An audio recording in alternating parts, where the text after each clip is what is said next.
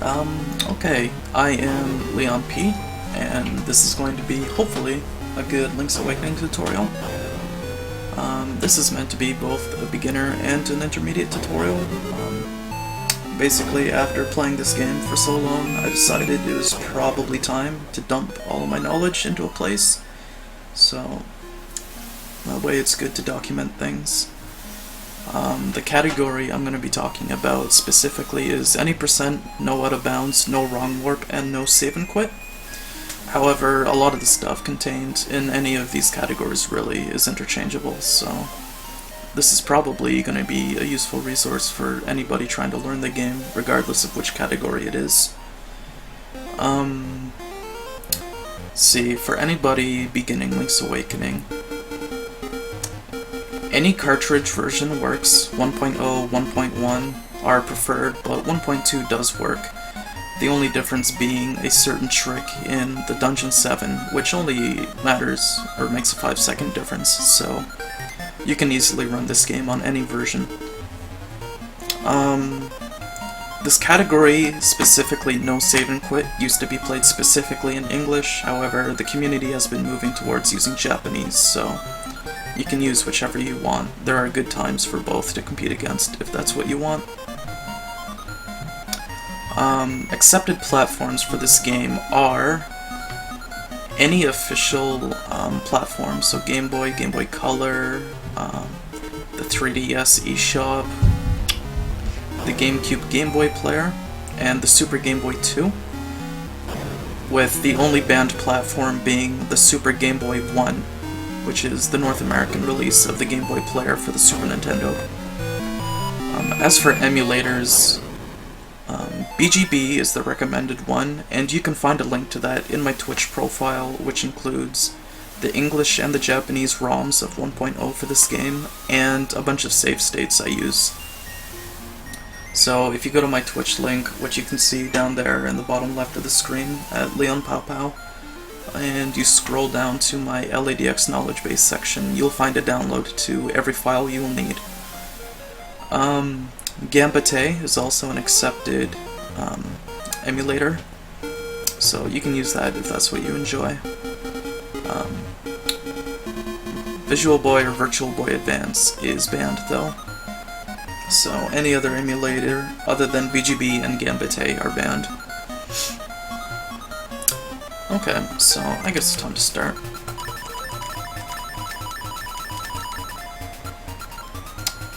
One good thing about this game is that it's very, very, very easy to learn. Getting like a really high time is a little bit more difficult, but as far as like long Zelda games go, this one's pretty accessible. So, I guess for starting, for English rules, or SRL rules, timing begins when you've made your player select and you press start right here at the start screen, so let's start. Mashing in this game can be done with A and B, however on Japanese that's a little bit trickier as some text sequences can be skipped with either A or B.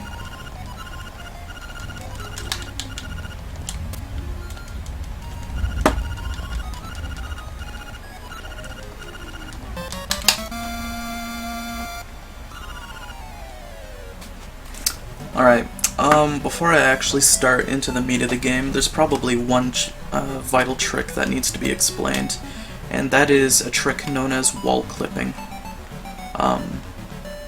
Basically, as you can probably see with the game is made up of tiles. You know, square tiles on the ground. You can probably see them right here best with the grass.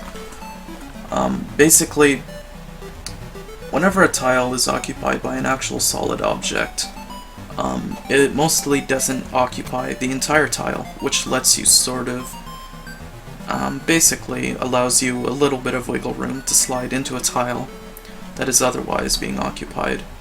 And this affects Link in weird ways, and is a trick we use a lot called wall clipping.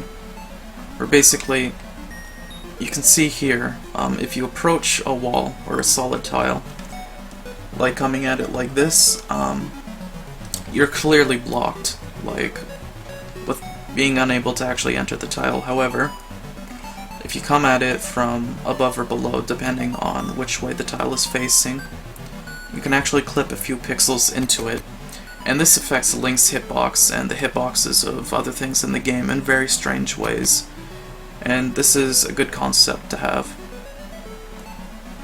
You can tell, an easy way to tell if you've gotten it is when you walk down, you'll see Link get pushed to the side, like that. So, that's a really good thing to keep in mind, because this is probably one of the most important pieces of tech in the game, other than the saving and quitting for tech skips, which will be explained later, so... And yeah, you can wall clip horizontally or vertically. So, with that being said, let's actually start with the game.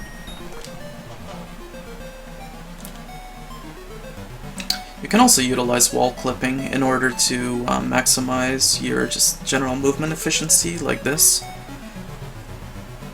So, like taking this line, for example, saves a few frames, instead of, you know, having to do this. So, it's a good thing to get a good grasp on.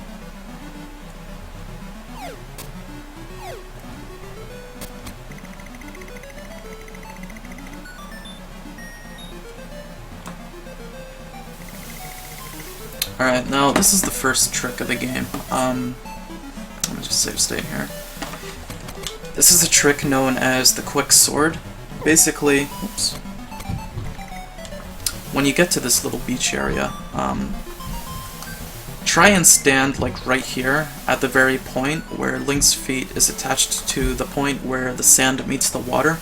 However, you do have a bit of wiggle room. It's roughly from here to like here. But basically, what you want to do is you want to walk into the sword like this with your shield being used, and then when the owl comes, you mash A. And what that does is, when the owl text scene ends, it allows you to immediately pick up the sword and finish the sword animation while the owl is still flying away. Otherwise, you would have to wait for the animation to end before that happens, so... You have to hold right and B, and just text mash with A. And then you can see you grab the sword immediately, the owl flies away. And you save a few seconds just from that easy little trick, so...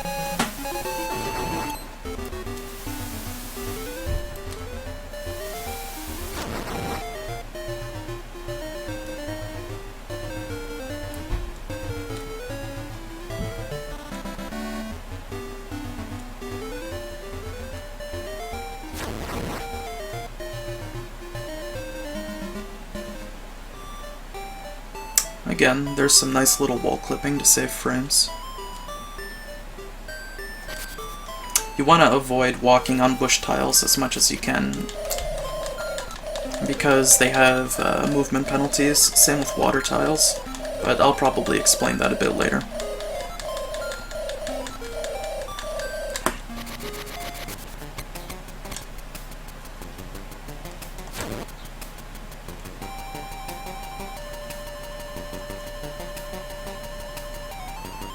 Alright, so in this room, I'm going to explain two things.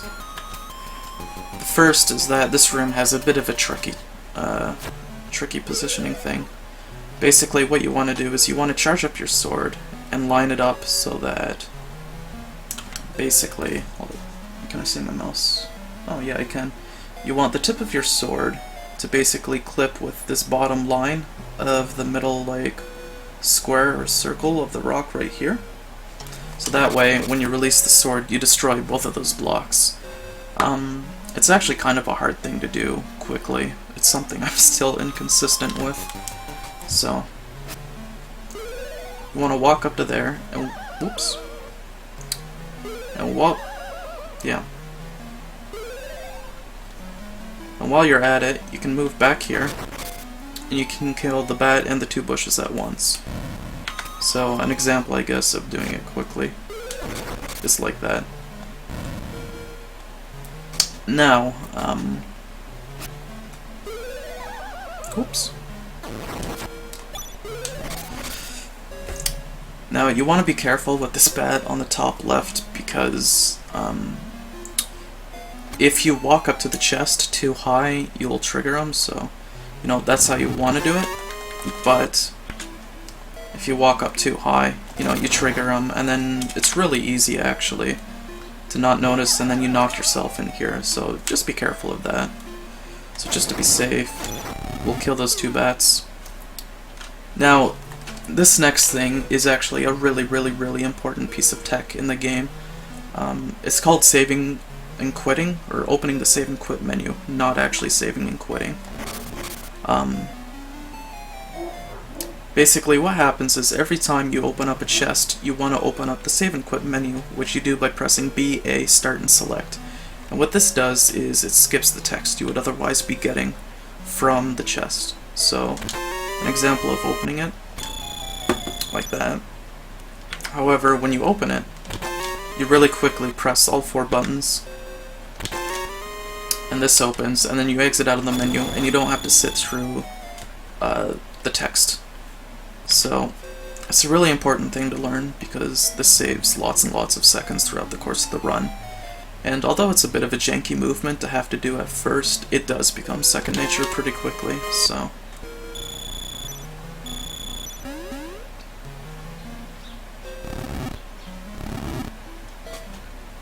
Alright.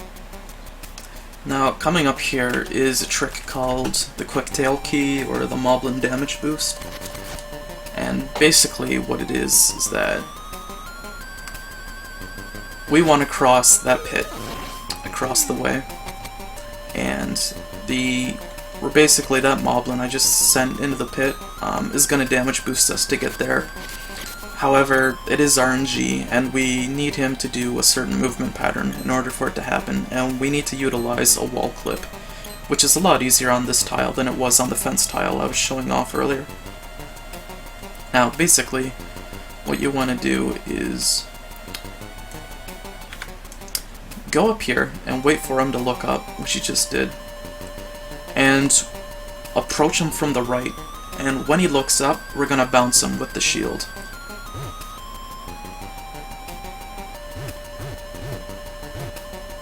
And when he's about that distance from the pit,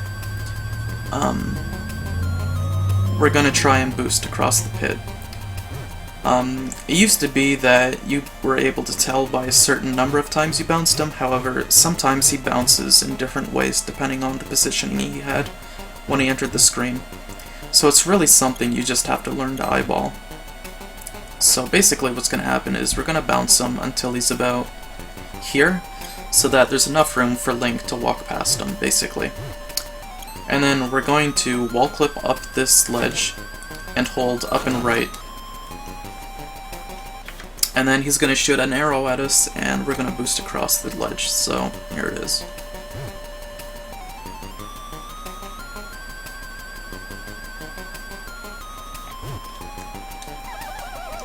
Okay, he didn't do that.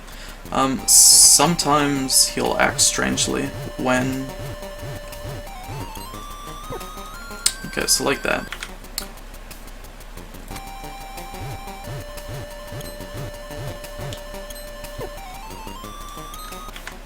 The important thing is to remember to hold up and then up and right, otherwise you just end up falling in the pit a lot before his arrow reaches you.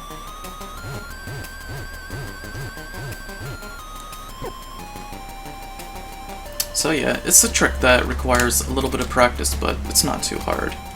The only obnoxious part is dealing with the fact that it is RNG, although there are ways you can sort of minimize runs lost to it. Whenever he immediately walks down here, it's good to wait a second, because I found a lot of times when he takes that specific pattern, he'll walk back up immediately. And that costs less time than just walking over to this screen to reset him. And that is what you do when he takes an undesirable movement pattern, by the way, is you just walk to the right and walk back and reset him. So yeah, that's the Moblin damage boost. So what that accomplishes is it gets us the tail key without having to go to the village to get the magic powder. So get the key, save and quit, or skip out the text.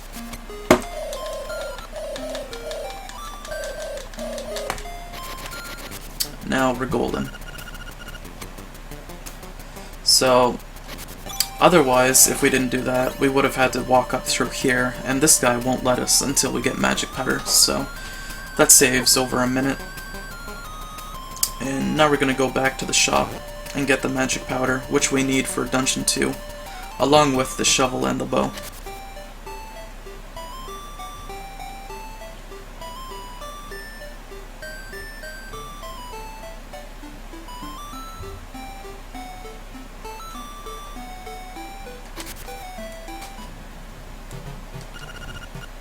Okay, now, the way this crane game works is it's really easy, really easy to stop paying attention and lose a run to the crane game. So, basically, where the heck? Basically, what happens is you're gonna move the crane by holding B right over here. And now any objects that are roughly in this little area right here will get picked up by it. So there's actually a really large radius for it. So I'm gonna unpause. Yeah, that was too long. Sorry.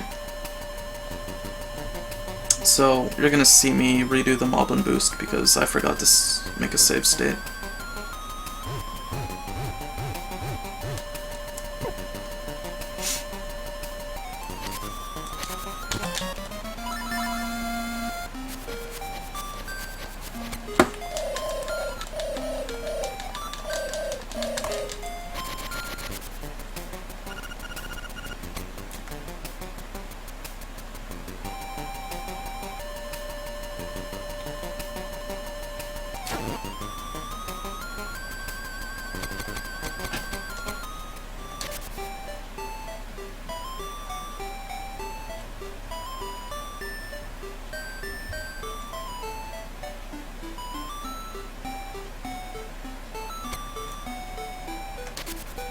Alright, I'm gonna save now.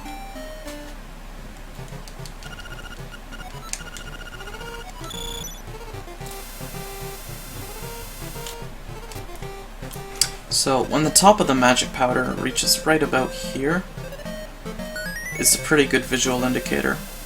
Like, basically a few frames before it reaches the point where it starts turning left.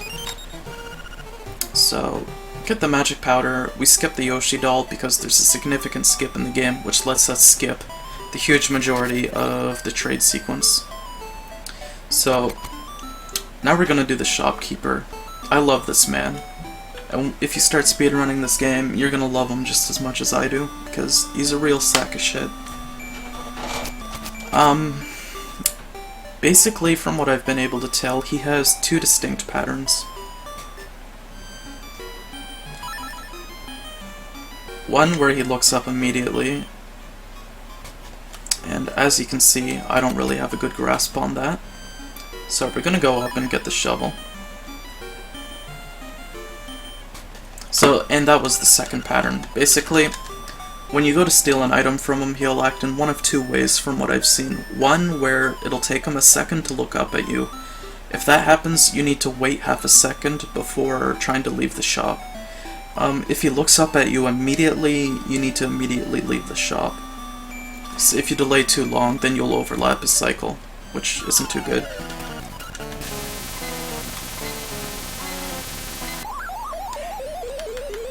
So now we're gonna go buy some bombs and then steal the bow.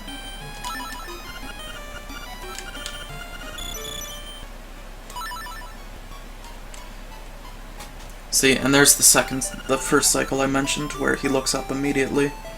So, that's definitely something that messes with, like, even the most veteran runners from time to time. Once in a while, he'll just be a dick, and there's really nothing you can do about it, unfortunately. So, if you lose runs to the shopkeeper, don't worry about it. It happens to the best of us. But just keep that in mind. If the shopkeeper delays while looking at you, you need to delay in your escape. And if he looks up at you immediately, then you need to leave immediately. I've noticed a sort of interim pattern where sometimes he'll delay a tiny bit before looking at you, but that happens very rarely, so don't worry about it. Okay, so that was 2 fast cycles. That actually happens pretty rarely. So, yeah, that's about all I figured out about the shopkeeper in the months and months and months I've been playing this game, so hope you find that helpful.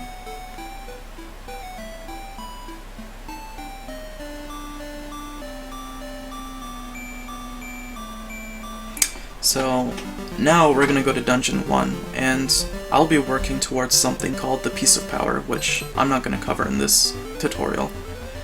But if you see me killing enemies in weird ways, that'll be why. So again, using some nice wall clipping to save frames in my movement there. It adds up. Oh, Jesus Christ, I forgot to mention. You can do a quick opening up of this dungeon by wall clipping into the keyhole.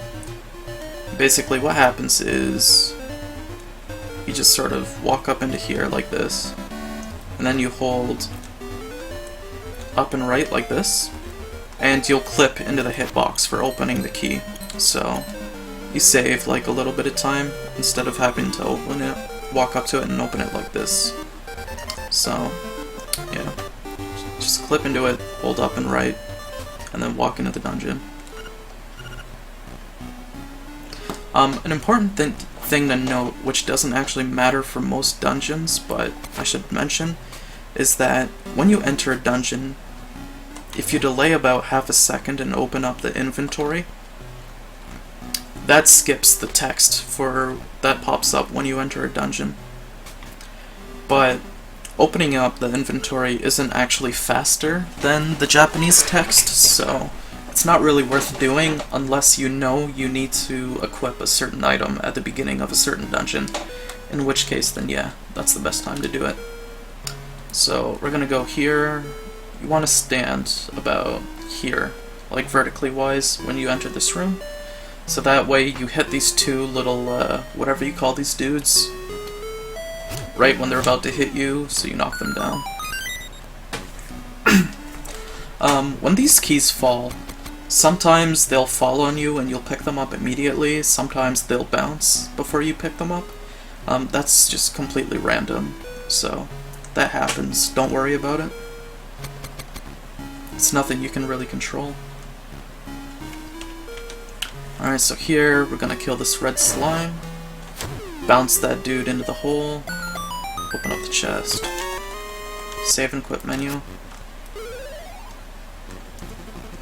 Now here there's a slightly tricky, like, positioning based quick kill for this room.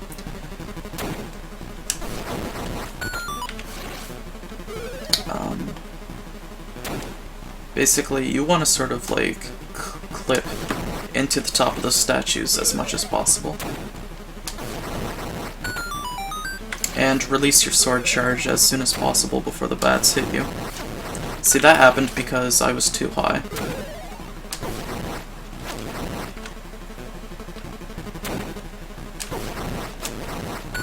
Anyway, if you mess it up, you just do a quick slash on the bottom left bat, which is most likely the one that'll survive, and it really doesn't cost much time. So don't worry about it. Try and dodge that little Moldorm if you can, but he's random, so sometimes you get hit, and there's nothing you can do about it. Sometimes this dude jumps at you, and it's really rude, but yeah. You want to make sure you're pressed up against this wall. An easy way to tell if you're pressed up against a wall is if Link does this little motion with his arms, so. And the reason you want to be pressed up against the wall is you just completely avoid whatever this dude's hitbox is by doing so, so. Walk up here. And then you want to come through this room with your shield out, and you want to bounce these 2 guys and kill them. Some people have a really cool method for killing them, where they flick them up, but I have never been able to master that. So I just kill them this way.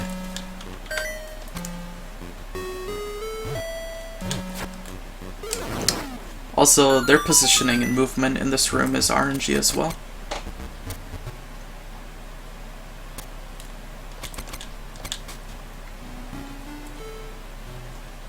Alright, so here we're going to do the tiniest little damage boost to save a few frames. Basically, when the two little slides are about to hit you, you just hold up and right, and it'll launch you across into the treasure chest, so that's a good thing to know.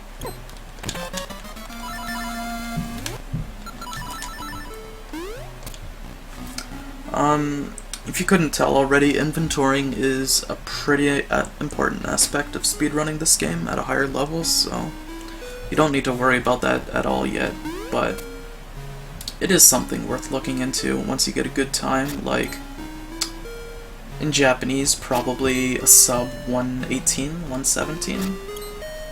It's worth to like really examine how you're doing your inventorying. So now we have the Rock's Feather, and this breaks the...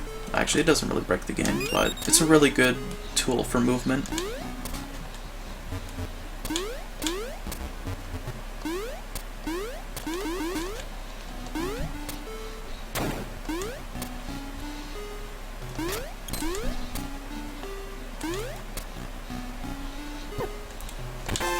Oh.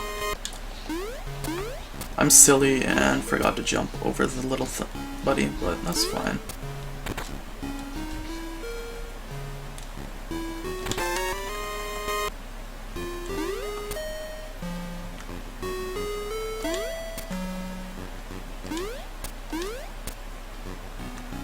So, up here is a mini-boss.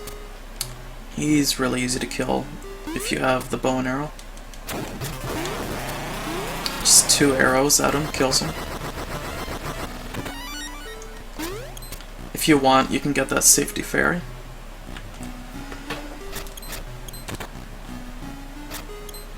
Now, the thing with almost every boss in this game is that they all have text dialogue when you enter their room. So, like when you enter a dungeon, if you open up the inventory screen half a second after you enter the room, you can skip their dialogue box. So let me just save state and show that for you. If you want to avoid that, basically, when you hear that first door close, the noise of it, if you open up the inventory menu, you'll do it every time. So, it's a good thing to know. So, this is Moblin. He's not as bad as his Link to the Past counterpart. You basically just jump over his head and slash at wherever his little hitbox is. If you get knocked off, don't worry about it. Like, just hold up and B, and you'll immediately jump back up, and you won't have to take the walk of shame. Alright, let me just show the area. So, if you don't do that, you're gonna have to go through here. So yeah, just hold up and B, and you'll get through there. Easy peasy.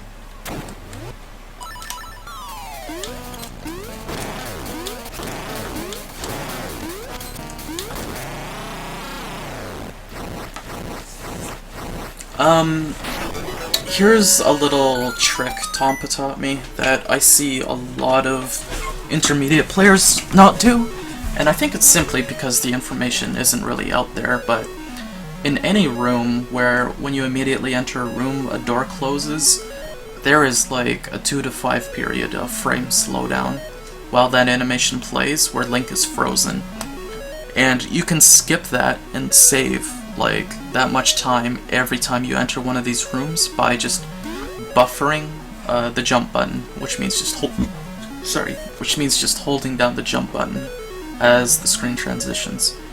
So hold down the jump button, and Link doesn't get that slowdown. Now, that's important because there are a lot of rooms like this in the game, and these frames add up to seconds, so it's a little easy way to just save a bit of time throughout the run by doing absolutely nothing. So, in any room like this, where a door closes when you enter it, jump. So, there we go. We have our first instrument. Dungeon 1 is pretty easy and straightforward. And I hope that the input display helps in explaining some of this stuff a lot better than words ever could.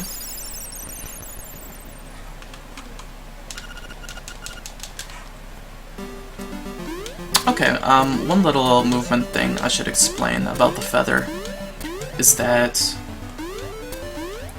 it's faster whenever possible to move by jumping diagonally with the feather, because it goes more than twice as fast as your movement walking diagonally or horizontally and vertically. And I just did a really horrible job of explaining that, and I'm pretty sure the math is wrong, but all you need to know is that when you want to move basically in any sort of horizontal and vertical direction, it's always faster to jump diagonally with the feather.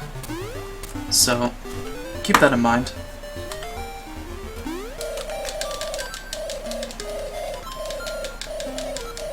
This is our owl buddy. We can't skip him, unfortunately.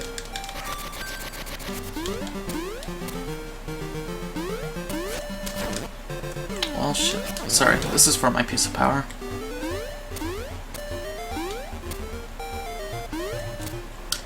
If you press B during this cutscene, their dialogue sequence is limited to only one box, so there are a few cutscenes like that in Japanese where if you go through the cutscenes by pressing B, it significantly reduces the amount of time stuck in that cutscene.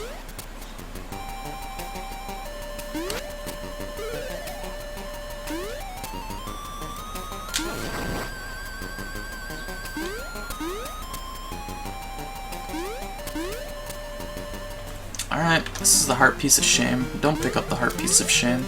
This first jump is pretty easy. You just jump on here, do a diagonal jump, and you'll probably make it every time. Alright, so this is the BowWow dungeon.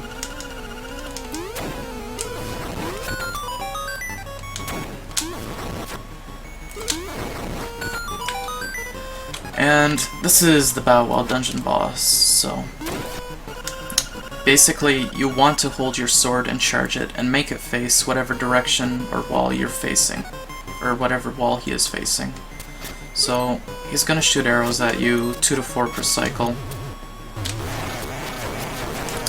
And the goal is, you want to 2-cycle him. And you do this by, every time he's in his vulnerable state, you get 1 circle slash on him, and 2 to 3 normal slashes. So, again, you want to stand about here vertically, so that way, when he bounces, you can just spam your sword. And this works on both sides.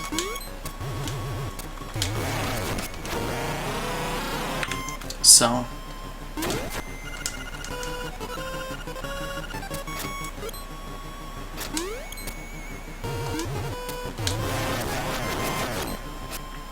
yeah, I failed that, but you'll still get the 2-cycle.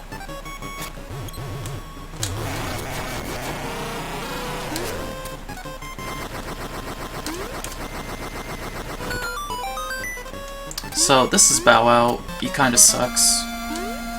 He'll eat enemies at random, he'll screw up your piece of power route. He can cost you a lot of time at the entrance of Dungeon 2, which is where we're going.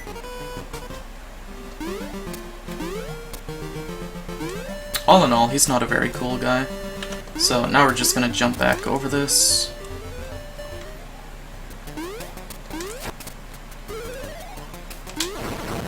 Kill those dudes.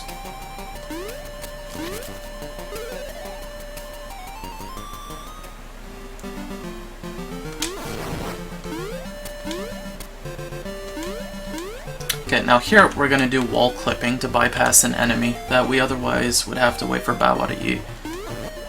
Okay, he ate him.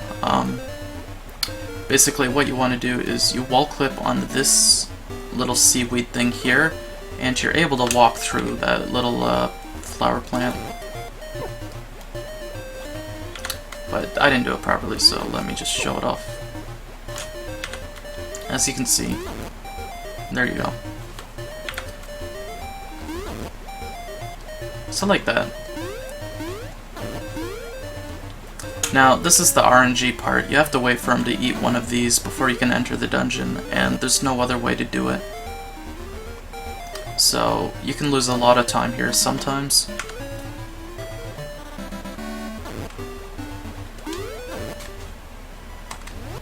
Okay, so now we're in Dungeon 2. We're gonna need the powder. As you can see, I opened up my inventory way too early.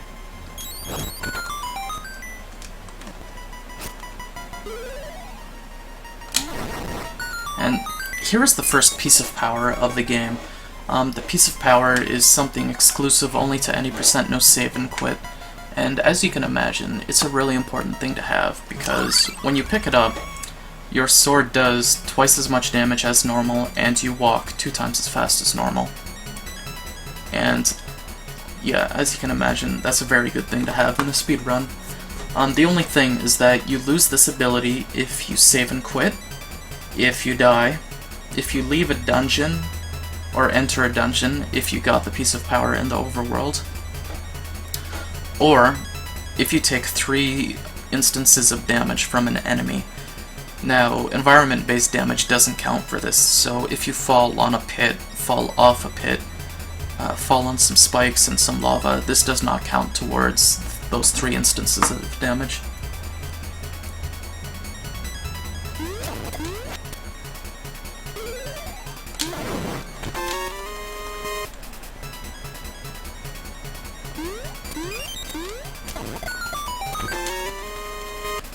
Be careful here. I've noticed that this treasure chest specifically has a habit of eating your jump inputs.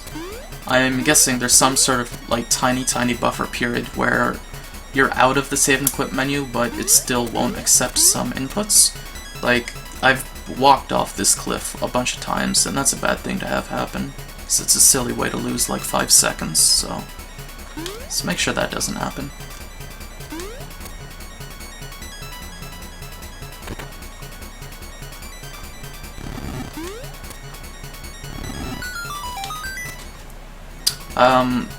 This little fall is a little bit tricky, so just watch how my inputs work.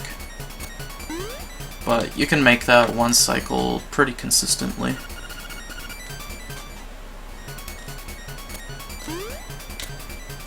And then you can make this 1 cycle super easy. It's just a matter of holding left the entire time. So now we're gonna 1 cycle this boss, and that's pretty easy. You just jump, hit him 4 times.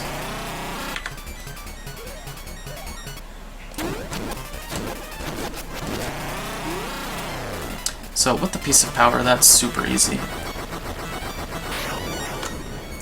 If you don't have the piece of power, let me just kill myself.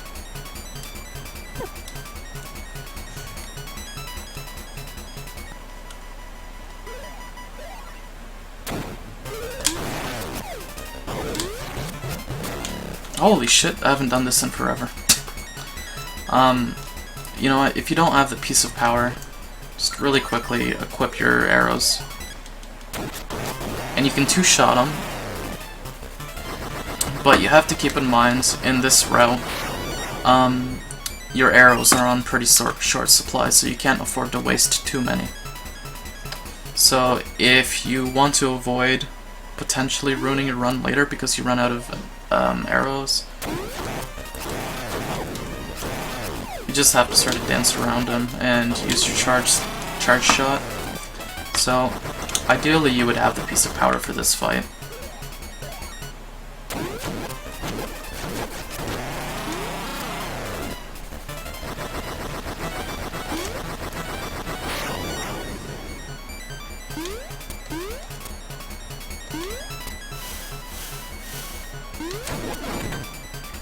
Okay, so now we're gonna kill these two dudes. We're gonna take out your powder.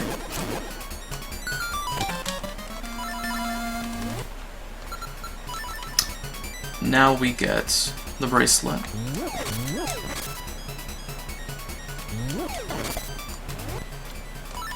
Oops. Had the wrong input out. Okay, so this room is awful in a casual run, it's awful in a speed run. This room can only be cleared by killing those 3 enemies in a specific order. You need to kill the Pole's Voice, which is the bunny, followed by the Keys, which is the bat, and then whatever the Stealthos dude is. So, and you can only kill the Pole's Voice with a pot. So, sometimes you can get really dicked over. Oh, and if you screw it up, which happens a lot, you can just reset by walking in these stairs. So, pick up a pot. Sometimes this guy will do that. Kill the bunny, the bat, and then the Stealthos, and then you get the Nightmare Key. This one doesn't have any particular order. You just kill the 3 enemies.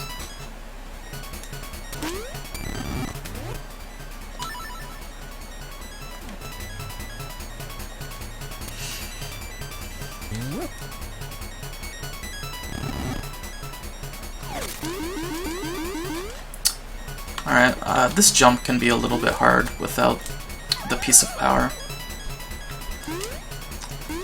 But you want to walk to the edge as much as possible, and then hold up. If you can't do it, or you're not confident in it, it's fine, you can just do it this way. So this boss coming up has a quick kill associated with it.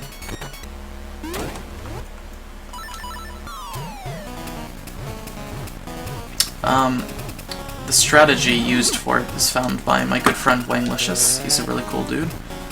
But basically, the genie's gonna come out, he's gonna shoot 8 fireballs at you.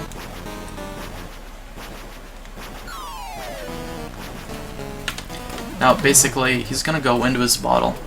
And when you're normally playing this game, the way this fight is supposed to work is that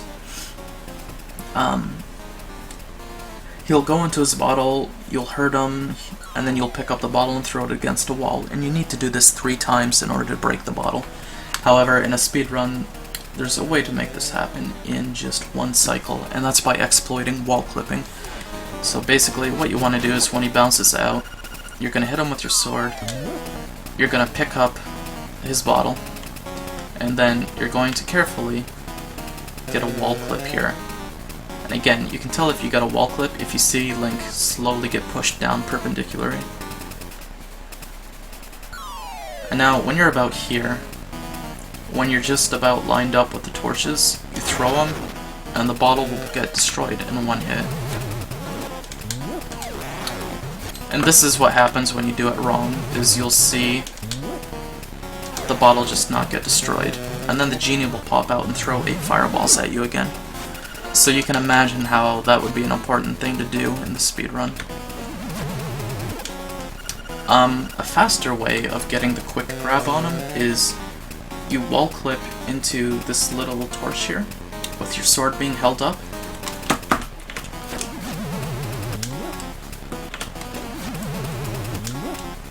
And you just immediately pick him up. So you get the wall clip, and then you wait about half a second, and once that's over, you're going to equip your bomb and your arrow. And as long as you waited half a second, once you exit the pause screen, you're going to immediately drop a bomb. And then you're going to go down and stand here, so that Link's nose and his hands align with roughly this top area of the door. And now, when the first bomb blows up, you're going to shoot a bomb arrow, which is by holding B and A against this door. And you're going to kill the genie in 1 cycle. So, again, we get the wall clip, wait half a second, pause, we've killed the genie bottle. Immediately drop the bomb, get in position for the door, press A and B when the bomb explodes and the genie dies.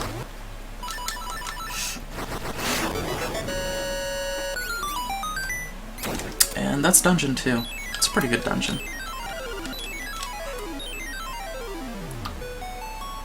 So yeah, I think I'm going to cut this for now.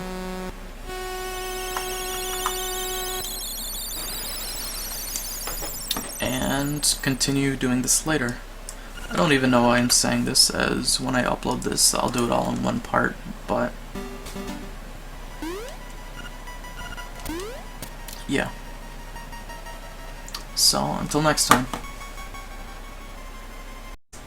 Okay, so now we're on to Dungeon 3.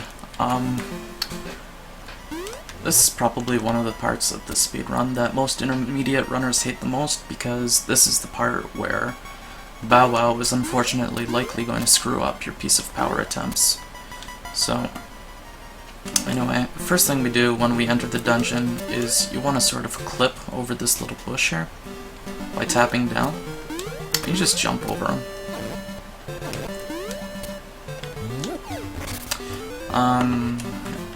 Let me just redo something.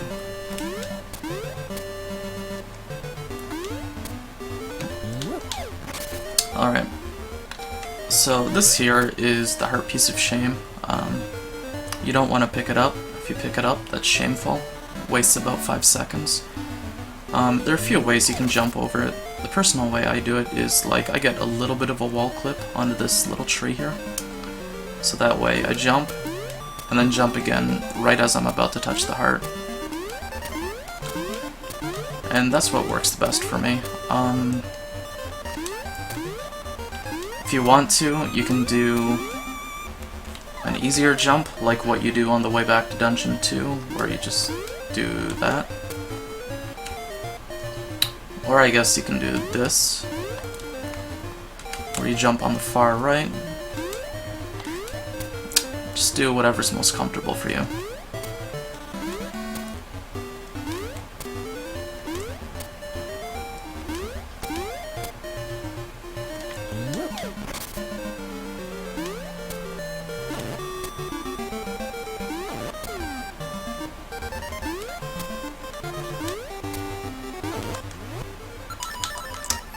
Shoot a bomb arrow at that wall.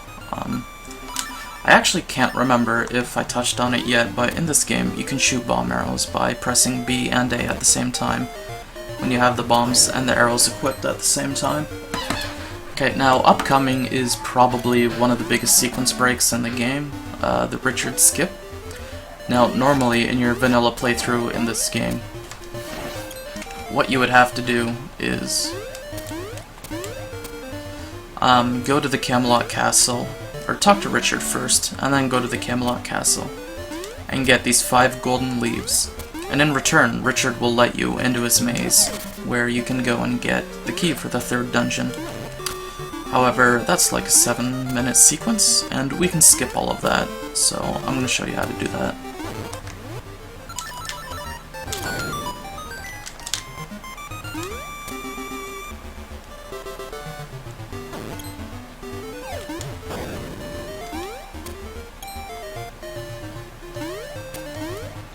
So basically, we're gonna skip all of that by just warping into his maze without doing any of that.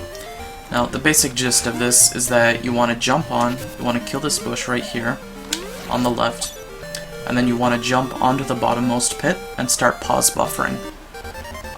In this game, pause buffering, it means you pause the game so that it advances only 1 frame at a time. In this game, you can just buffer it, meaning you don't have to do it manually, because I remember watching a race one time and finding out that the poor guy who was doing this trick thought you had to buffer manually, and that's not at all what you have to do. So you just sort of jump onto the edge, keep holding down, and then every time the inventory screen comes up, just hold start until it comes up again, until you hear the audio cue of Link falling. This is kind of RNG, so it's a bit of a shitty trick, to be honest.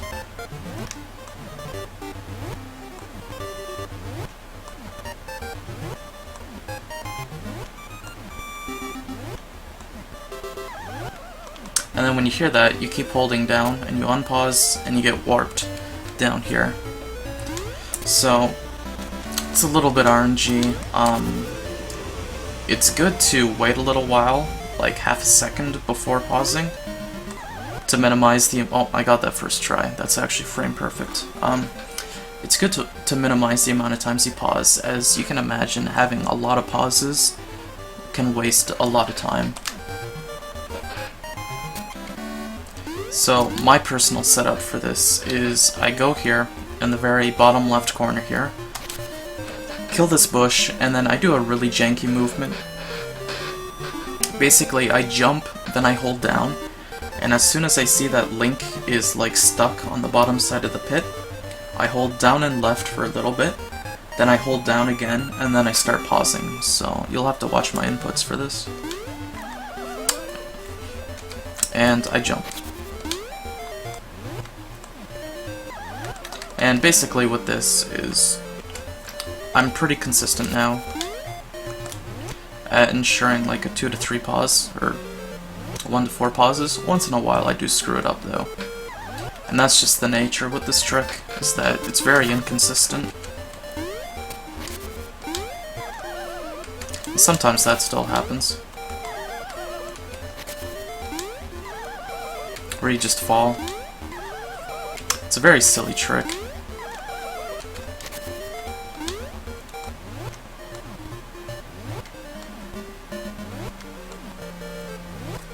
I don't know.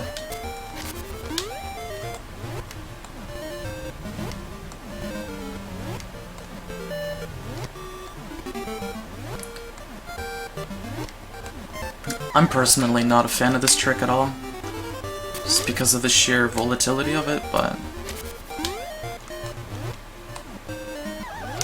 yeah. So that's my setup for it. So now that we're in the maze, we can get the key for the 3rd dungeon, and this is the key. It's just, for some reason, this trick causes the key to take the sprite of one of the golden leaves. So.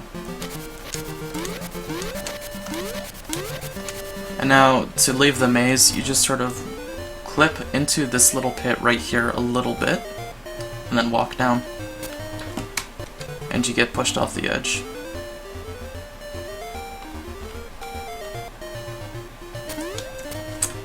Sometimes, if you want, you can go down here to set your position before trying it, because if you fall in the pit and respawn back at the top, that can waste a little bit of time if you're not comfortable with that, with the positioning yet, so.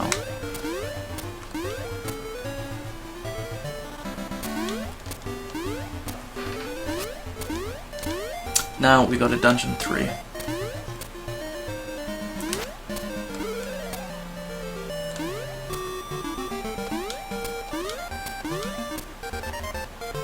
And again, here, basically we can open this key up from the other side of the lock, or the other side of the place where you're supposed to, by just sort of clipping into the top right corner of this little statue thing. And then when you're down here, you just hold down and left, and you'll clip into the hitbox for the dungeon. So now we're in Dungeon 3.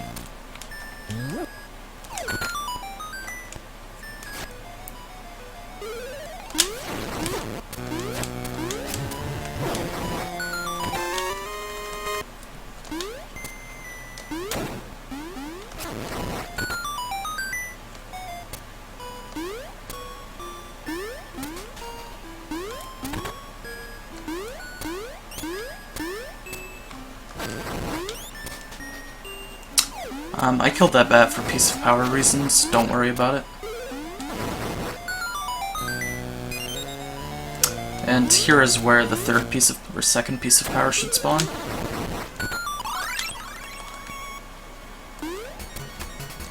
So. Okay, I screwed that up. So in this room you just want to kill these 2 dudes. Be careful of the teleporting dudes and not getting too close to them, because if you do, then they'll re-teleport, and it's really silly to waste time there. Alright, so coming up is the Bombdongo fight.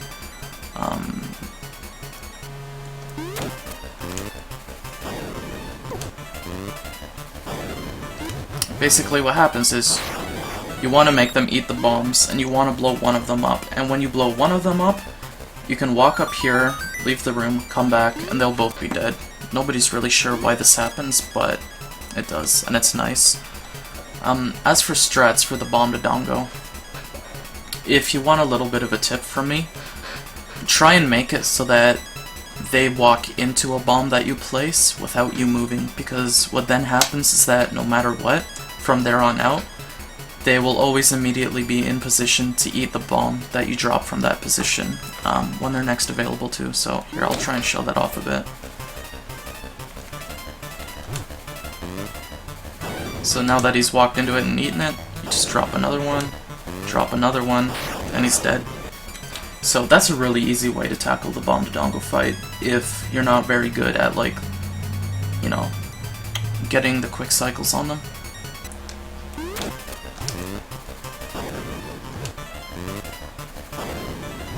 And that's what a good fight should look like. And then you walk down, leave, and the bosses are dead.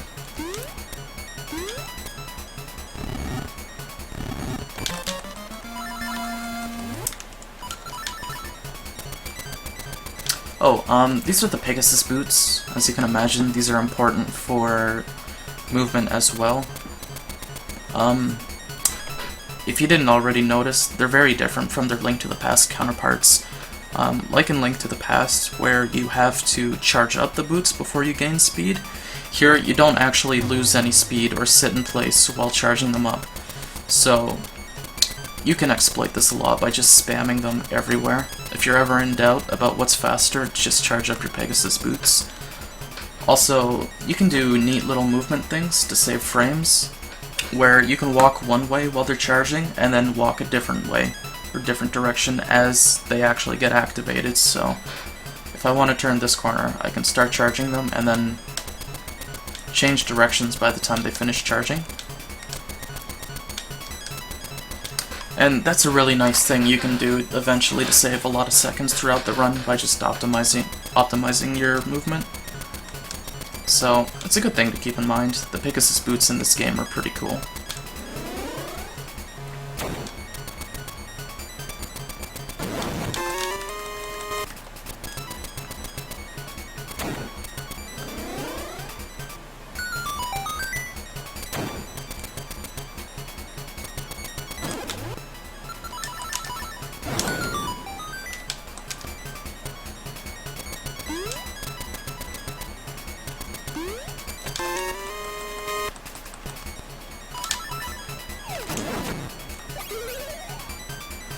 This room upcoming.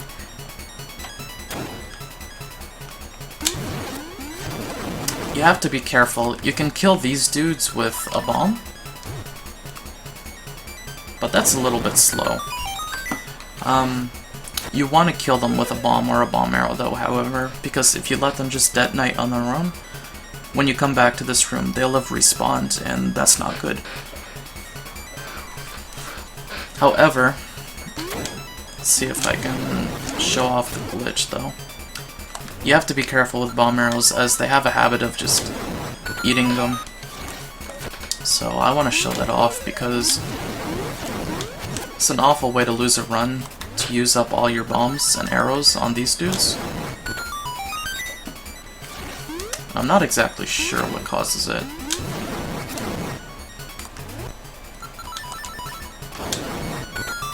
Okay, I can't make it happen. But basically what I do to safeguard from that happening is I just take like half a second more to do a safer strat. So I'll hit them, I'll bring them all over here or next to a wall. And then as the screen for the inventory is fading out, I'll buffer up the A and B button to immediately launch a bomb arrow. Hit the wall, kill them, and I've never lost a run since I've started doing that to them eating my bomb arrows.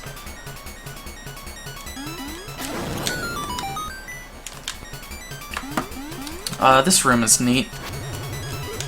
It's RNG. Sometimes you get a good movement cycle where this dude will move down, letting you like really quickly pass through the room.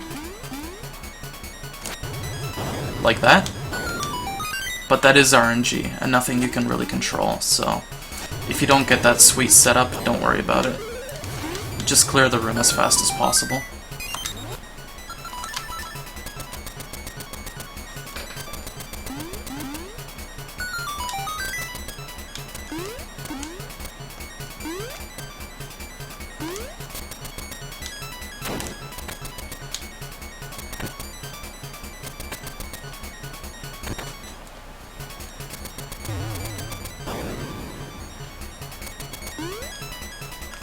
Oh, in this game, in dungeons, you can zip down the ladders really quickly by just standing on them and just tapping down. So, it's a good thing to know, because, you know, as you can imagine, that saves a lot of time. You need to tap it a little bit hard though, it's not like a one-frame tap, so you have to be just the tiniest bit forceful with it. Also, I screwed up that room. Let me just redo that.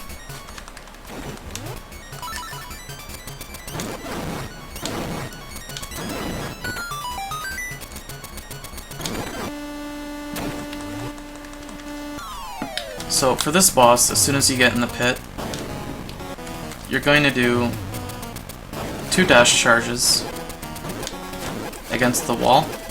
And the timing works out that if you immediately charge again, after you knock him down, then you won't get stunned by him, so if you have the piece of power, you can kill him pretty easily.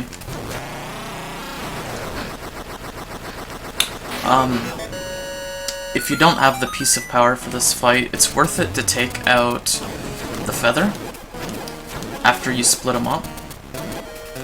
So, you take out the feather, you charge. You wait for him to get into a position where you can hit him twice at once. Hold up. I messed up the cycle.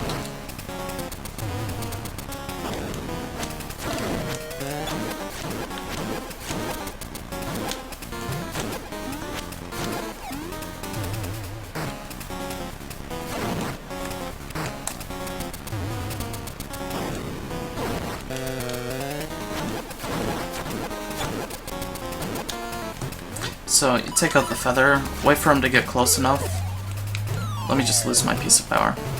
Get close enough to hit both of them.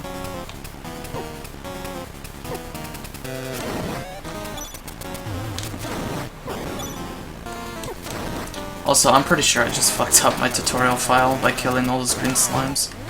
So, you're gonna take out the feather, wait for him to get close enough for a one side to hit both of them. Then immediately start charging up. And then you let go of a charge spin. So I'll do that really quickly, because it's hard to do that quickly while you're explaining it.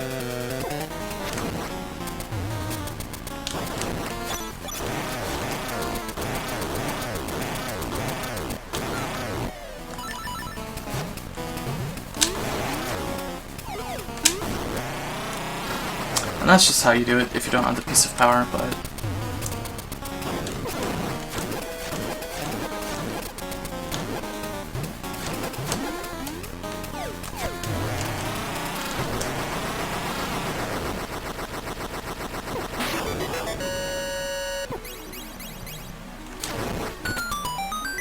So, I've horribly messed up my piece of power route.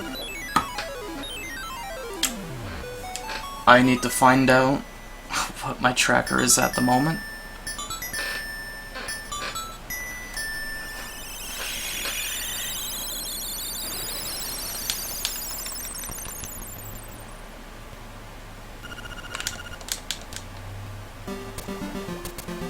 Alright, so here's our best owl friend.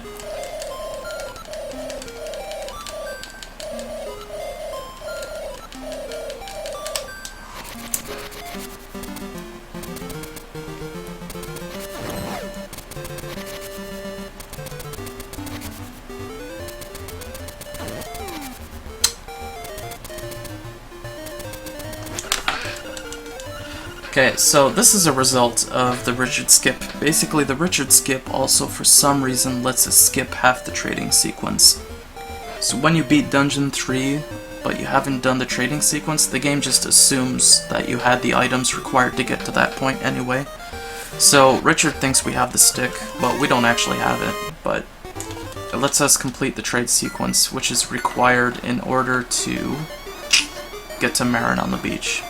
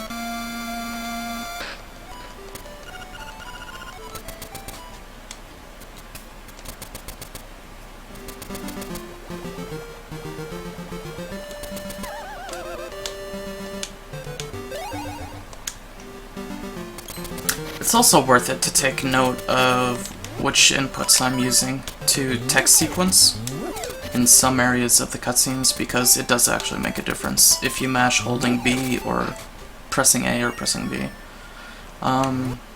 This is something I should talk about. Okay, I'll show you the easy way first. If you're not concerned at all about the piece of power route, then just whip out your sword for this.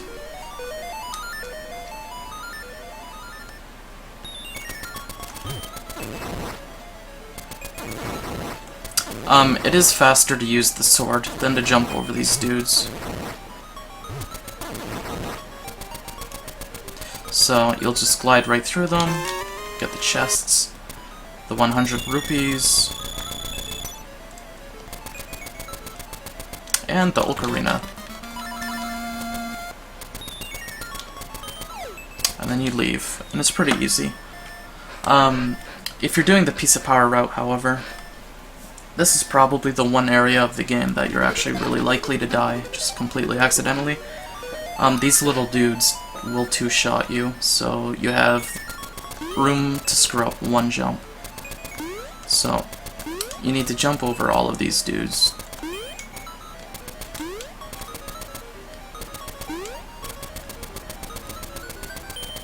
The last two jumps are kinda tight, so I'll show that again. Just pay attention to my inputs, I suppose, specifically the D-pad inputs, as it's a little bit important. I say that as I screwed up. Alright.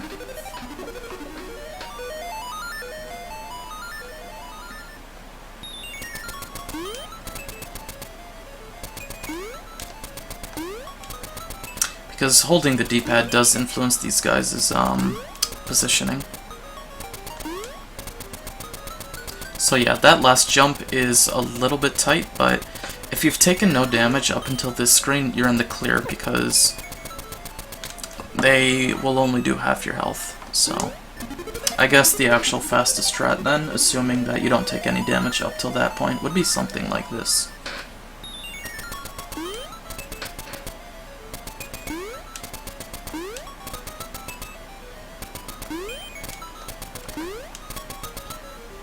You just tank a hit.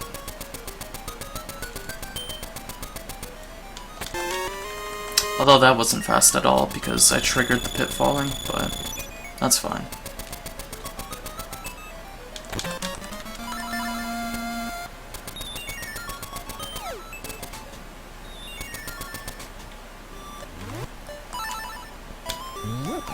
So now we're gonna go return BowWow. Thank goodness. Also, conveniently enough, after our Ocarina dungeon ordeal, we get our hearts filled up, so that's wicked.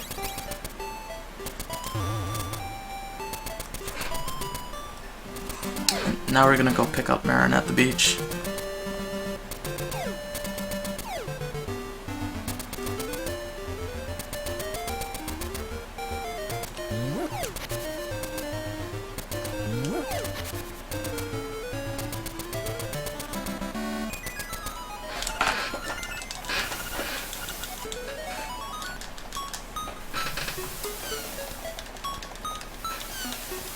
cute cutscene.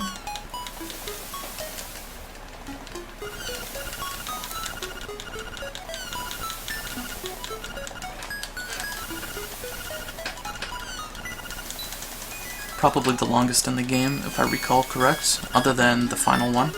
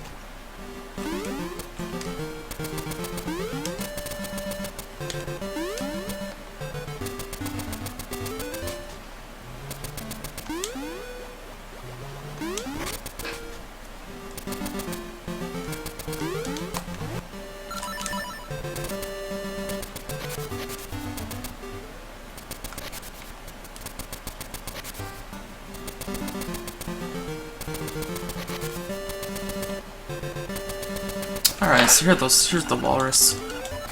I'm gonna go wake him up so we can get the key for the Angler Key dungeon.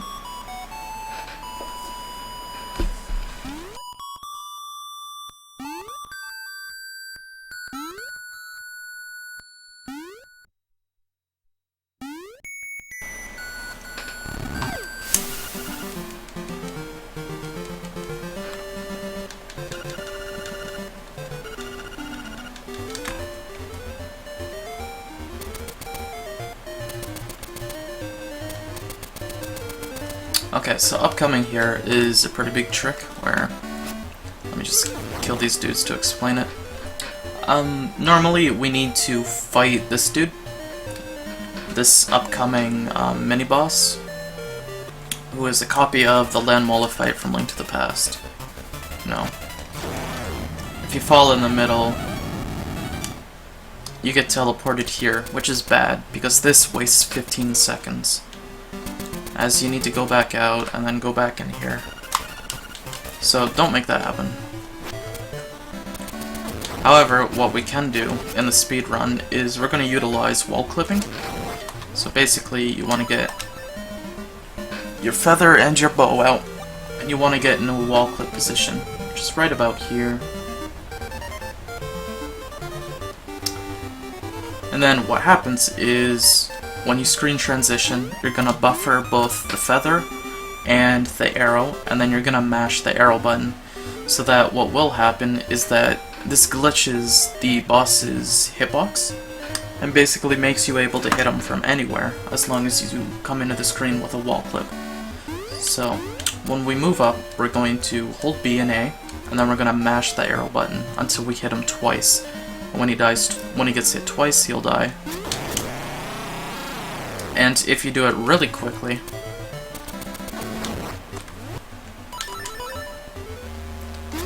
if you don't do it quickly enough, you'll get the text box, which is okay. You can still hit them if you mash the arrow button, but it's preferable to do it fast enough where you skip it. So you get into a wall clip position like this. You transition into the screen holding B and A, mashing whatever your arrow button is on. And then basically you want to stand about right here to pick up the key. So that way you don't immediately fall into the hole. Because it really sucks when you do the boss fight successfully, but... oh, that's how I screwed up. It really sucks when you do the boss fight successfully, but then you fall in the pit anyway. So like, don't do this where you stand right here, pick up the key, and then as soon as the text box ends, you fall in. That's not good. So, kill this dude, stand about right here, where basically Link is aligned with this little thing down here. This is the visual IQ. This here and this here. So basically, using these little like black pixel things, indentations, as a guide, I use the second from the right on the bottom and the second from the top, like starting from the middle of this like little quicksand thing. And so I just stand roughly at the cross section of those two things, if that makes any sense. I hope it does. So I just stand there.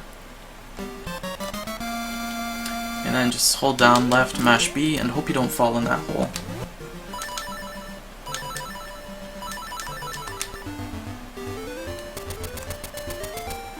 Okay, and here's our owl buddy.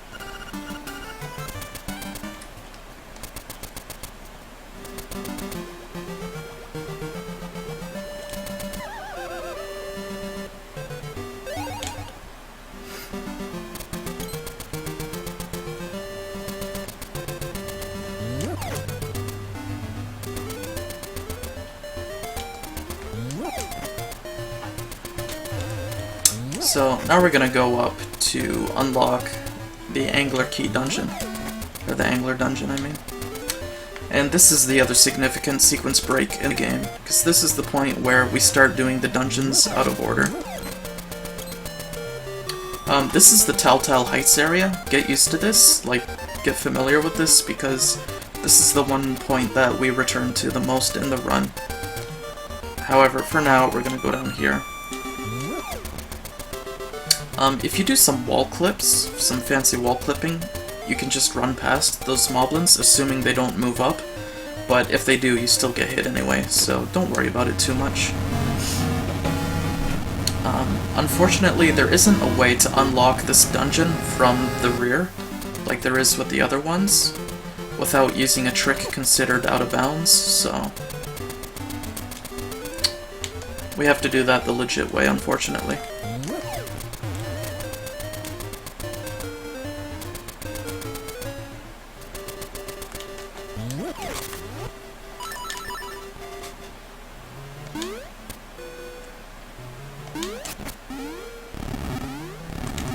Yeah, I should mention now, by the way, that now that we have songs on our ocarina, you want to be real careful with your inventory management, because opening up the inventory now that you have songs, and your cursor hovers over the ocarina really screws up your inventory, because, or your inventory navigation, because it opens up this black box, which just takes like half a second to render. And while you have this open, you can't press left or right on the inventory screen. That's just for cycling through songs, so when you're doing your inventorying, try and avoid hovering over the ocarina as much as possible when you don't actually need it, because it does eat up quite a bit of time if you do it like that.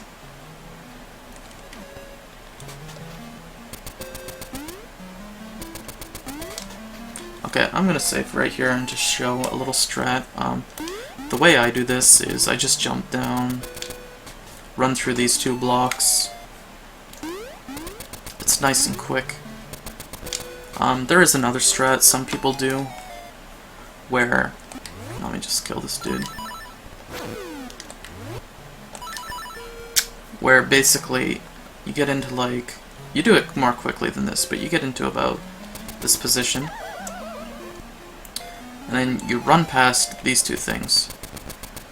And what that accomplishes is that it starts you on this screen high enough that you can jump and then hold right, and then just jump over this block. However, personally, I'm not the biggest fan of it because, to be honest, it seems like a high-risk, low-reward play. The only time it saves is the time it takes to charge up your Pegasus boots, and even then, the time it takes to do this jump versus to do that jump instead of just, you know, doing that is very minimal. It's a frame saver, and if you fuck it up, what happens is this, which costs you more time than you would have saved if you had gotten it. This, and that. And then if it turns out that you tried to jump but you couldn't do it, and your positioning was off anyway, then you just had to do this anyway. And that's why I'm not really a fan of it, because you return to this area 3 times total in the run, and each time that you do that trick, it saves probably less than half a second each time you do it. And if you screw it up once, it probably costed you more time than you would have saved had you gotten the trick every single time. So, I'm not personally a fan of it, but it is a frame saver, so why not, if you like it.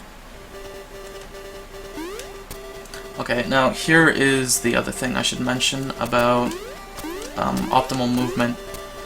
Water is like hedges, where water tiles, when you're walking on them, you get a movement penalty.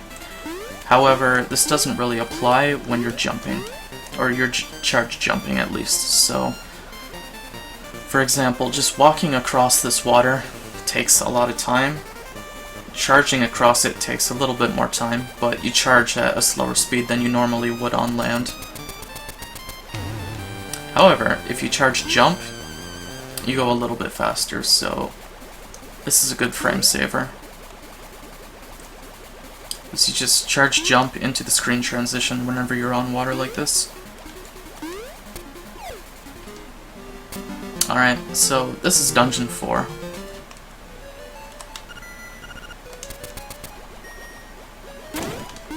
We're gonna go over here to the left and get a bomb refill, because we really need that by now.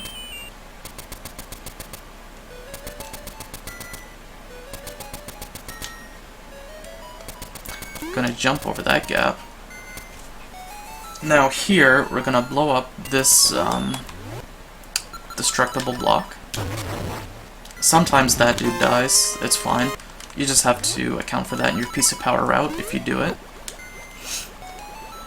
And now here, we have probably one of the worst rooms in the speedrun. You'll hate it, I hate it. We need to get to that chest, and we don't want to have to whip out our bomb arrows again to do it. So what we need to do is a really janky jump over the block and then back up onto the walkable water tile. However, there are 3 enemies in the room. 2 of them are bouncing around sort of at random, and 1 is standing right next to where you want to be landing, so this room can be a little bit of a nightmare.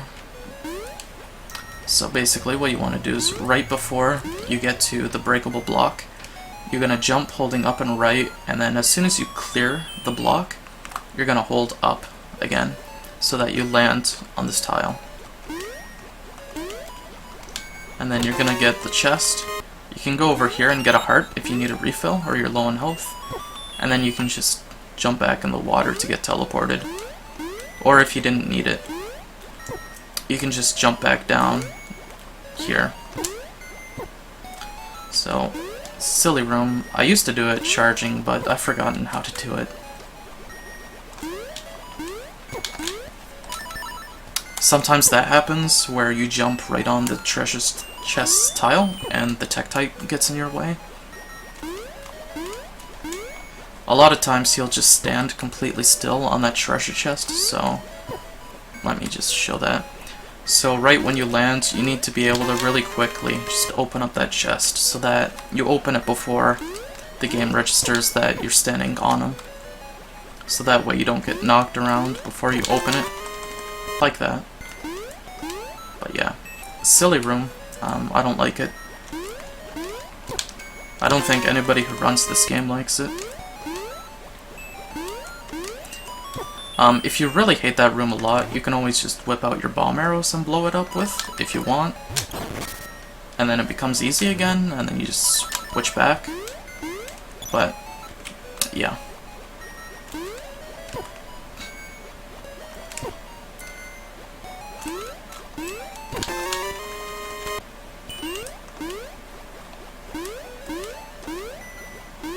Okay, so here we have another little glitchy jump. You want to get a wall clip on here. It's not necessary for this jump, it just makes it 100 times easier, and it's... okay, yeah, you should do it every time. So you get a wall clip going right here. And then basically what you're going to do is, you're going to charge there, and then as soon as you jump, you're going to hold up. And you'll clear that jump, where you otherwise shouldn't have been able to. The motion I do is, I press A, like right before I start holding up. And that just works out for me really consistently. So if you do it at the same time, that happens. Or if you hold up before, so. And if you wait too long before holding up, that happens, so. Hold up a few frames after you press the jump button.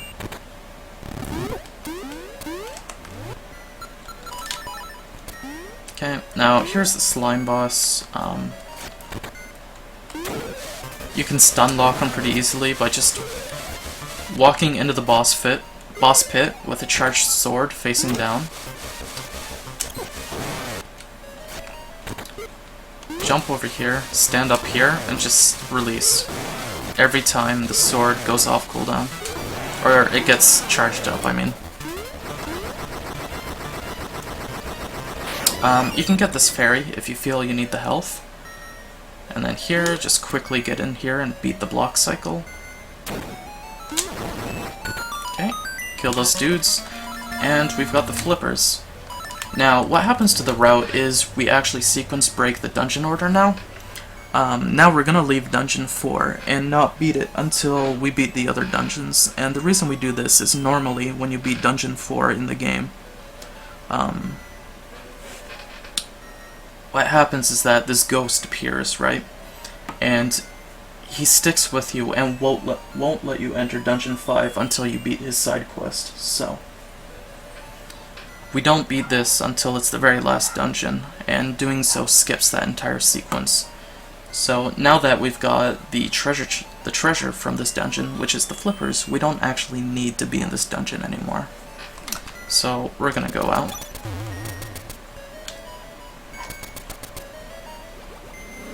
And go get the Mambo's Mambo song, which is a pretty good song. This is another one of those text boxes where you have to mash A. If you mash B, you cancel the text sequence, so don't do that.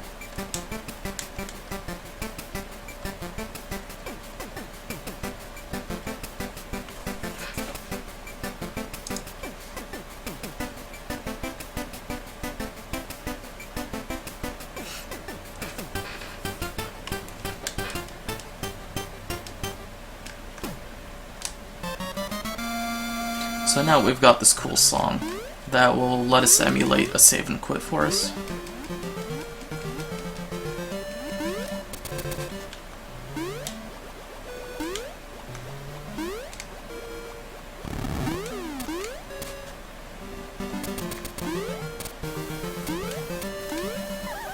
So now we're gonna go to Dungeon 5.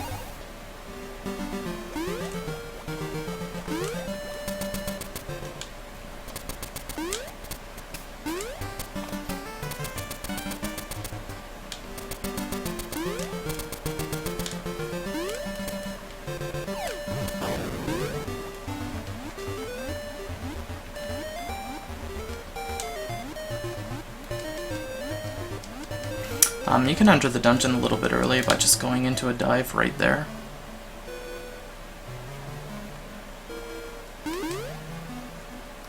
One thing I should also mention that I haven't mentioned before is you can jump immediately anytime a screen transition by just buffering. And by buffering, I mean just holding the jump button. So if I go into this screen transition where I come out of the water holding the A button, I'll automatically jump.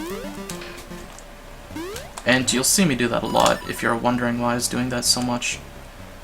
So, on this note, I am going to take just the tiniest bit of a break, so I'll probably just cut the recording, but I'll be right back. Alright, I'm back. So, we're starting out on Dungeon 5 now. Catfish Maw. And you'll just have to excuse me for a second. I need to check the state of my piece of power. Okay, 1.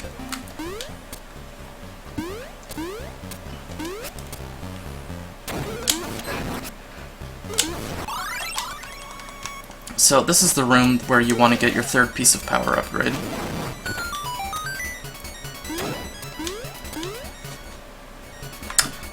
I should make a note about these armor dudes. They're kind of obnoxious to kill.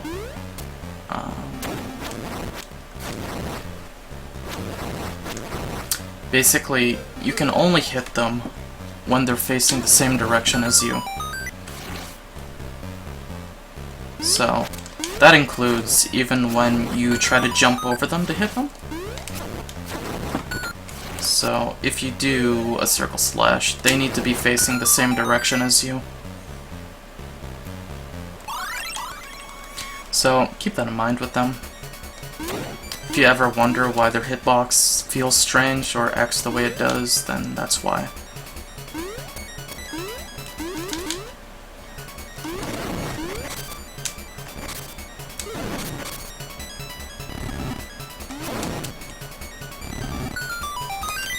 Here in the run is where we start using the ocarina to teleport around. And every time we use the Mambo song, it either sends us back to this little lake in the middle of the overworld, next to the Forbidden or Mysterious Woods, or it sends us to the beginning of the dungeon entrance, if we're in a dungeon.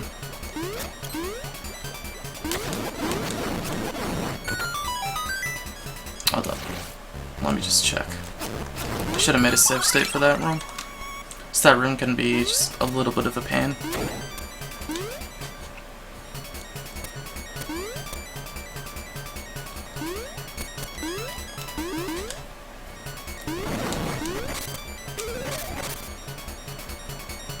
Oops.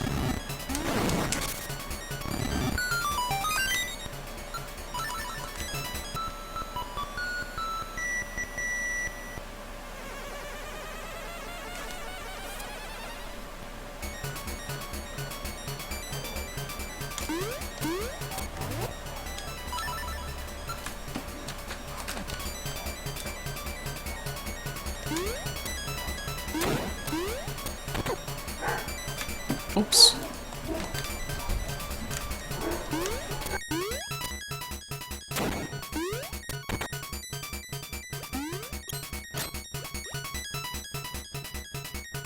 Hold up, I got dogs barking.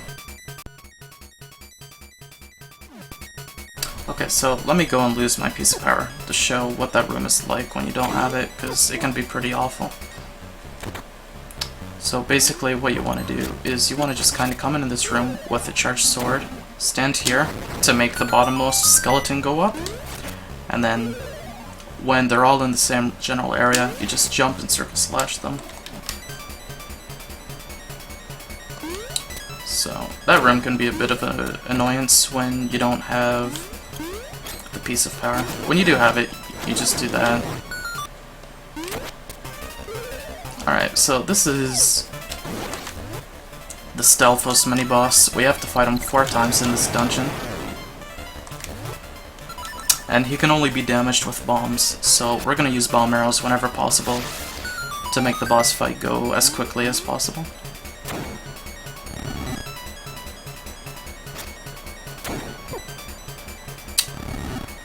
Here, if you have piece of power, you can beat the cycle on this guy.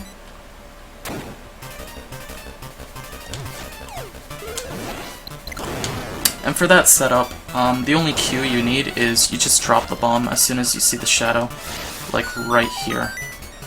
Don't worry, we're about to do another fight with him, which has the exact same setup.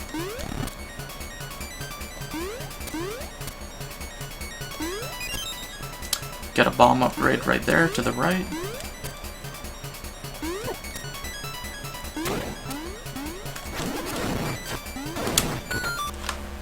Okay, so stand up here again, get a bomb out, drop it when you see the shadow, circle slash him, drop another bomb on him.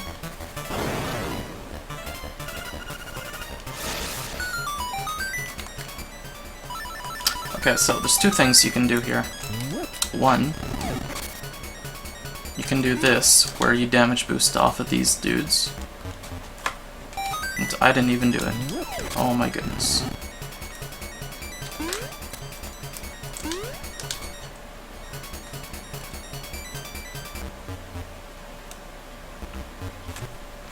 Or you can... My piece of power route includes them, so I have to whip out the sword. Whoa.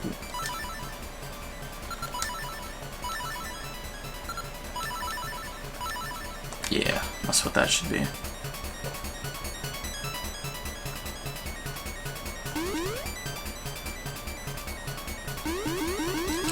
Okay, now here we're gonna make a tightly timed jump.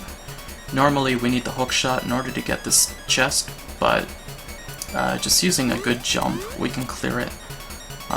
Basically, you want to stand about here, where this little alcove thing is, the third from the left, right here.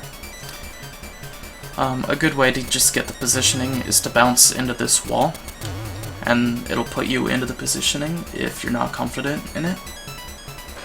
Basically, you just want to stand against the edge, charge up your boots, and then jump, like as soon as you get near the ledge around here. It's kind of a tight jump. It might take you a while to get good at, but that's fine. It's a lot harder, in my opinion, when you don't have the piece of power. So in my time playing Save and Quit and 100%, that's just one of the things I notice, is that I screw up that jump a lot more than I would in No Save and Quit. But yeah. Be careful of when you start holding down. If you do it too soon, I used to have a really bad habit of just doing that, just running myself off the ledge.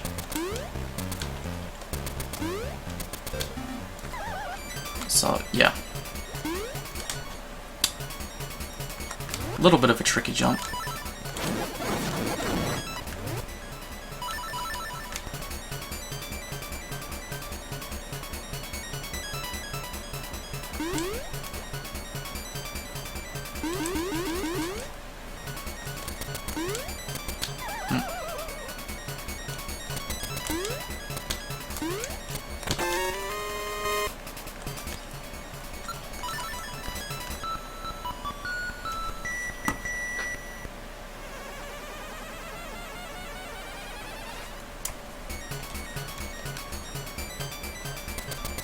So now we're off to go do the final Stelphos fight. I'm gonna kill this room again.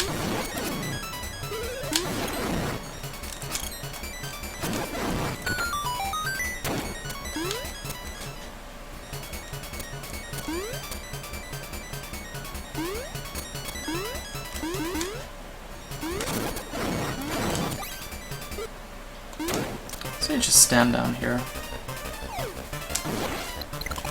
Fire 3 more bomb arrows at him.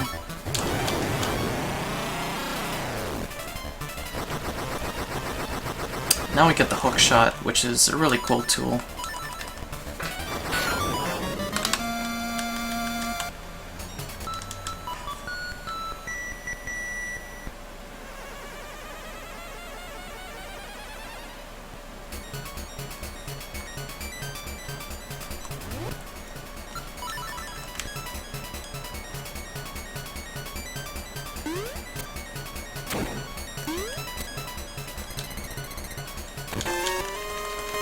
It's worth noting for just a simple fact to know when playing this game that the speed with which you travel when hookshotting across an item like this is the fastest movement in the game.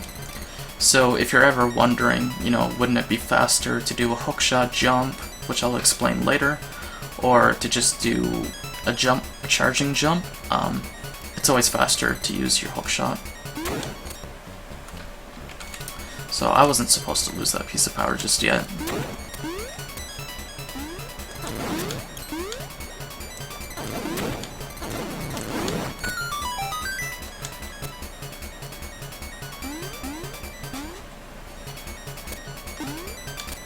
Be careful of those fish.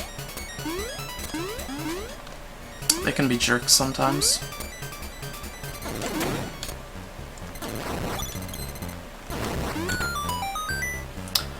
Losing your piece of power here is really recommended. Having the piece of power out for the boss fight makes it a lot harder, because the boss doesn't take bonus damage from when you have the piece of power. However, it does still apply the knockback effect of the piece of power, and it makes it so that it's a lot harder to kill the upcoming boss in as many cycles as you would easily be able to do without it. So, just keep that in mind. You preferably want to lose the piece of power by this point. If you still need to burn it, you know, you can just take hits off of this guy and in the previous room. So we skip about half the dungeon by doing this little jump here. You have two options available to you. Just stand near the edge here and face right and just mash the hookshot button. And here you can you have more than one chance, like you can keep mashing it if you want. That was very strange. But yeah. And then, you know, you just hookshot across there. Or you can do a hookshot jump, which is a frame-perfect thing, and I'll explain that later. So yeah. The hookshot jump only saves like half a second. It's very minimal. Don't worry about it. It's basically a swag strat, but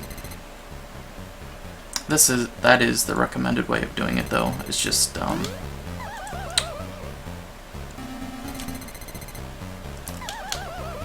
know what?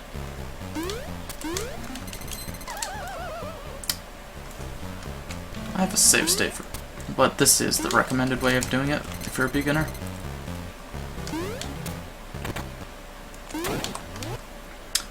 Okay, so this boss is RNG. It kinda sucks, yeah. Normally he's not too mean though, so even when it's bad, it's very rarely a huge amount of time you lose to this guy.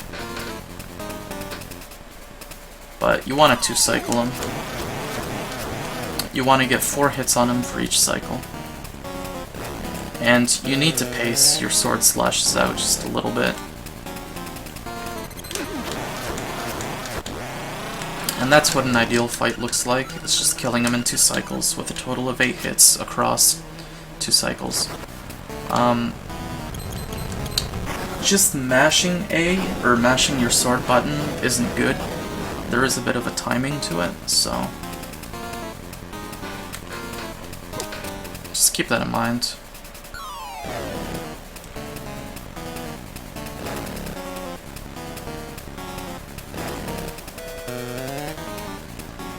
This is unreal.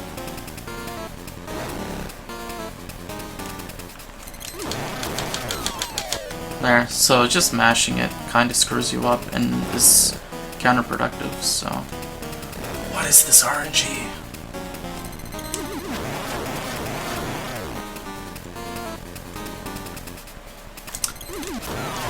So yeah, that's about all there is to say about this boss fight. Just avoid his tail.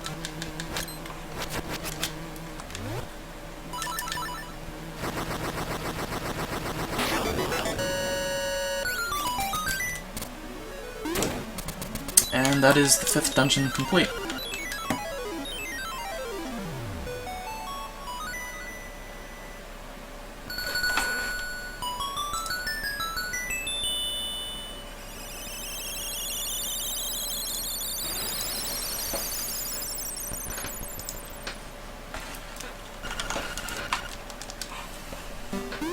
so now we're gonna go get the Face Shrine key.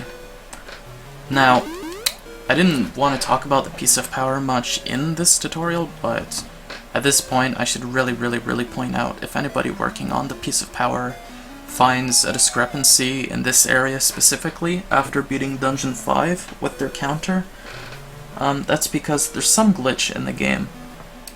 When I first routed my Piece of Power route, and was just playing the game with the memory value editor open, I noticed that when you complete Dungeon 5 and get this instrument for it, what happens is, I'm not exactly sure what happened, but I believe the Piece of Power counter, which is an actual counter in the game's internal memory values, de-increments by 3. So, it's very strange. I don't know why it happens, but it is something that happens. So, if you're ever trying to route your Piece of Power and wondering why you're getting weird results around this area, that would be why. And that is something you need to account for in your Piece of Power routing, if you start doing that.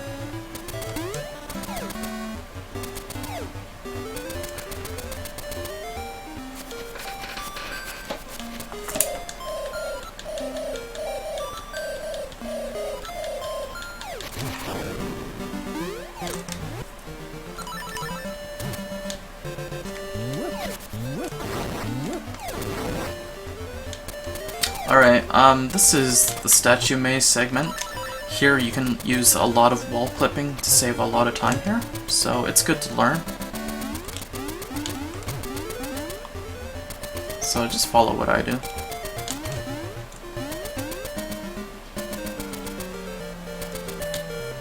Wall clip that dude. Now, we have the Armos boss. We don't have enough arrows to use arrows on him, so we're just gonna use our sword. Make sure to not get stun locked by his jumps. It sucks to have happen, because if you fall out of sync in this fight, it's actually very hard to get back into it, so just be careful of that, dude. Other than that, there's not a whole lot to say about it. So, going to clip through that guy again, through that guy. This guy, we're going to take damage from the slimes behind him before he wakes up. Oh, you're supposed to clip through this guy, so clip through this dude. And then there. That's how you get a nice seamless Statue Maze segment.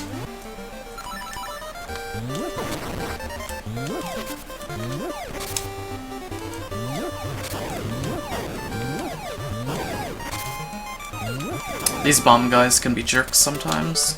Sometimes they can save you a second by blowing up the hedges, so it's whatever. Now, if you have enough health here, you can save a little bit of time by just charging through that guy like that. But... oh my god. It didn't save my save state. Hold up.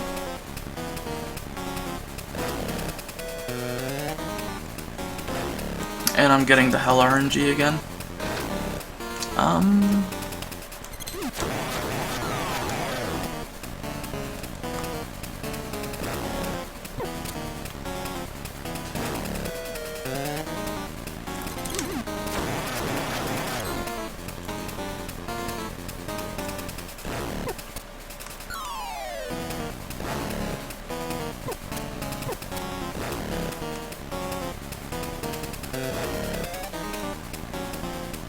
This is ridiculous, dude. Okay, so yeah. At least I'll get to show myself just running through the maze one more time, I guess.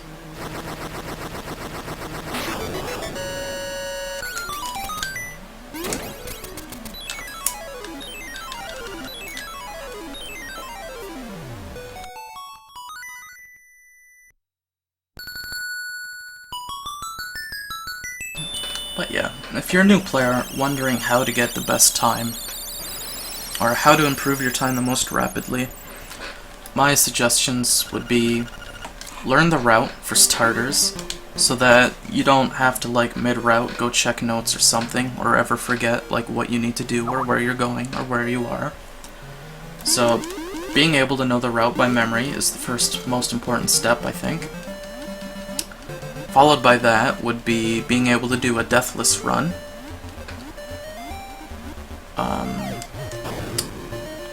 There are some deaths that are worse than others, like, if you die in the Ocarina Temple, that's pretty minor. Like, you don't lose a whole lot of time by that, but if you're just randomly dying in dungeons or the overworld, the next step would be not do that anymore. And then after that, I think the best steps would be, now that you're an intermediate player, would be to implement pieces of power 1 and 2. Those are pretty easy to get going. The routing for them is very simple, so there is a tiny bit of RNG concerning the one at the entrance of Dungeon 2, but other than that, they're pretty easy to get going and implemented into a route. And then from there, I would say add Rooster Skip if you haven't already.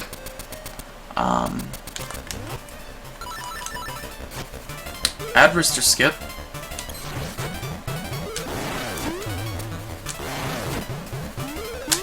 Start thinking seriously about your inventory management.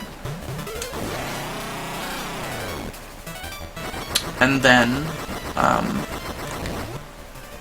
and by inventory management, I mean just develop a system so that each item has its own designated place. Like, if you haven't noticed by now, my shovel, my powder, my bombs, and my arrows are always in the same place.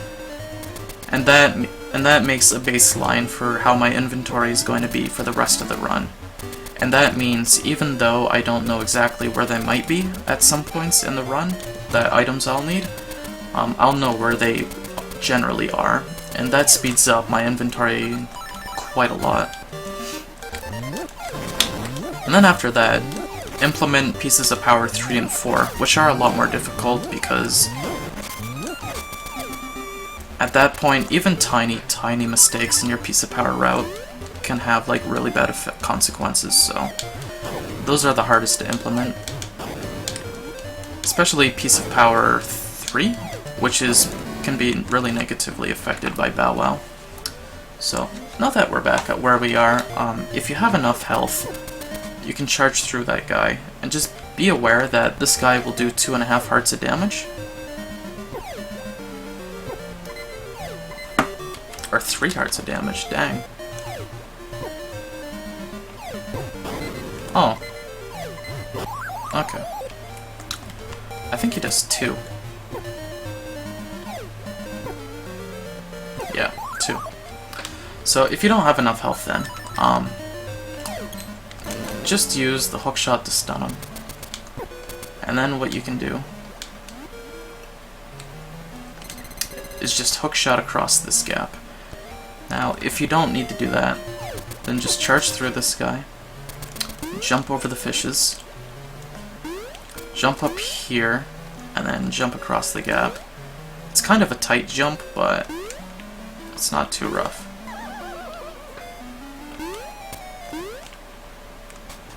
So yeah. Now we're at Dungeon 6, Face Shrine. It's actually a pretty fun dungeon, in my opinion.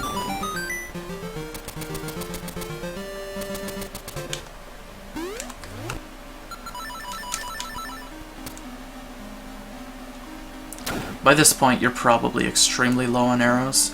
You don't actually need an arrow in this dungeon. You get a refill, but it does save a tiny bit of time right here. So if you have an arrow, just blow up that thing. If you don't, then that's fine. You can just drop a bomb. Now, ideally in this swastika room is where piece of power 4 will drop. And this is the last piece of power you get in the game. Okay, so I got it. That's good. For this room in particular, though, you want to come into this room with your sword charged up, holding left. You want to stand right here in the very top right pit of where you can go on the blocks, and as soon as the enemies on the right, like, bounce up and hit the apex of their jump, you're gonna... Hold on. As soon as they land, I mean, you're gonna release your charge, and you'll be able to one-cycle them every time. So, we got the piece of power.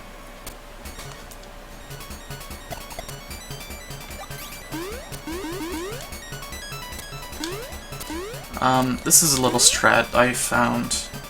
This only works if you have the piece of power, and it's a little RNG dependent, so sometimes the mini Moblin in this room will be in a position where you can immediately hit him, and if he is, then that means you can get a really quick cycle in this room. So if you kill him that quickly, you're gonna equip the Bracelet and the bombs, drop the bomb right there, and you can get through these two rooms with just one inventory cycle. If you can't do that, however, like say he runs in a bad position where you can't kill him quickly, or you don't have the piece of power, what you just do is you go here, take a bomb, pick up bomb, throw bomb, kill the mini Moblin, and that's just all the setup you need. It's right when you get to this block right here, drop bomb, pick it up and throw it, kill the caterpillar dude, and then you go in here. Then you go get your bracer, pick up that, get this, put your bombs back out, drop your bomb, and then there. So if you do it really quickly though,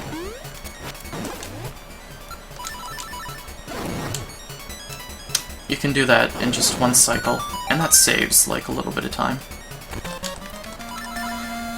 Only other thing I can say about this room is this has a habit of where when you go to pick this one up, you pick up the right one up accidentally, and you can screw yourself up a little bit with your movement by that. So what I just do is I make sure to get a little bit of a wall clip on this left one, and that just ensures that every time I'll pick up the left elephant statue.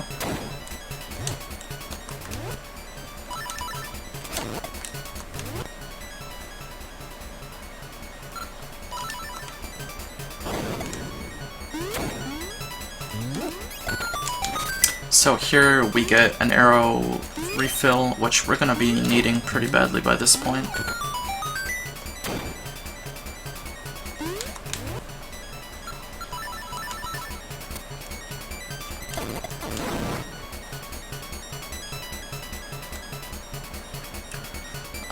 The setup for this room is the same, regardless if you have a piece of power or not. You're just going to hold up and right, and drop a bomb right on this little tile right here. And then when this dude spawns, you hookshot him into the bomb. This can be rough sometimes because the anti-fairy might take a really shitty movement pattern.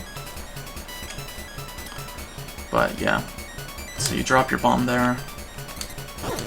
Sometimes that happens, so the timing can be a bit rough depending on the pattern the dude takes.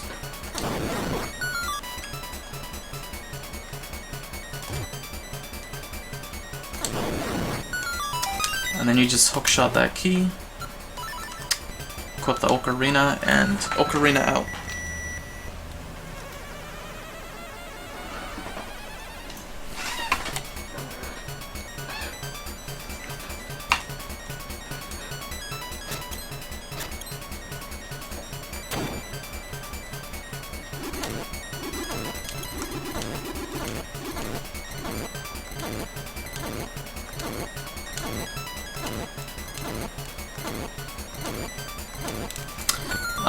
Killing those blocks quickly doesn't actually matter at all. The only thing that really matters that you kill quickly is that last one. Alright, upcoming is a really awful boss. You're gonna learn to hate him, like everybody else in the community. He's a dog that you play fetch with. and you need to hit him with the ball 4 times. Now that was actually an extremely good fight. However, the problem with him is that, you know, if you're in a bad position, he'll throw the ball in a bad position. You know, it's very easy to get, like, just completely juggled by him. Sometimes he has a weird hitbox, like this, where he'll just completely dodge your stuff, you know, like, meh. So he can be really rough. The strategy I think that works best for me is that I need to be a little bit below him, that way to ensure the ball hits his hitbox in a place where he's not going to dodge it, or he's just going to pick it back up or catch it in the air. And basically, the way the dog works is that when you don't have the ball, or when you're not holding the ball, he'll run towards it. And when you're holding it and you're looking at him, he'll run away from you. So you want to use that sort of behavior to exploit his positioning, to let you get a really quick cycle fight on him. So you want to stand up about here.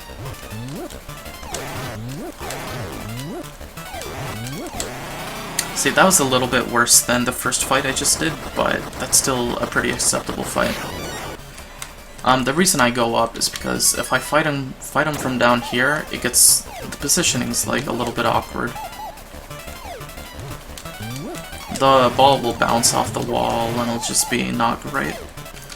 So, I like to walk right up onto this red tile.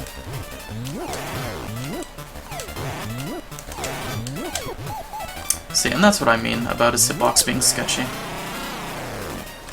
So, yeah, this boss is a little bit shitty, but that's just Link's Awakening.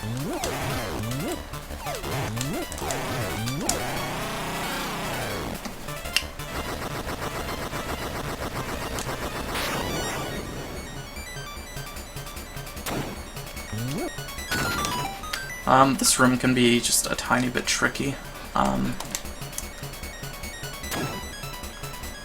You're gonna stand right on the corner of this red tile right here, and you're gonna shoot up 2 bomb arrows to kill these guys in this room really quickly.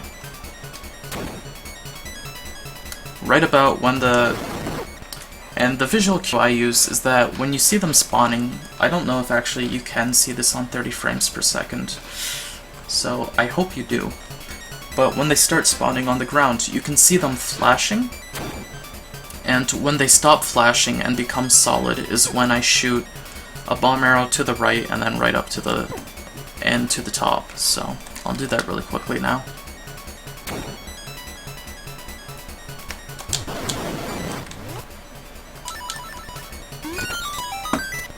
So when their flashing animation becomes solid is when I shoot the arrows.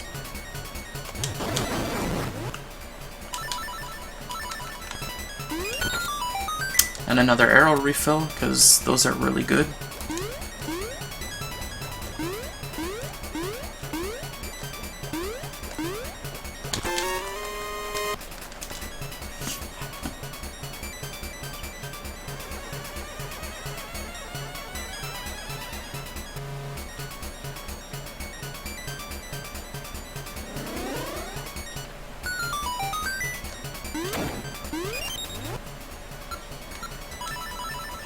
Set the ocarina to 1 to just save like a little bit of inventory time later on.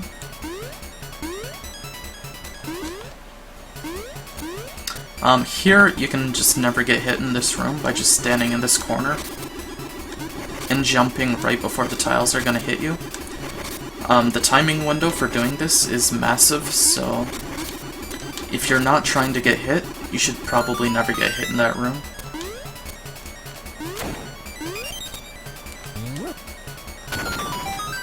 Alright, this room is cool.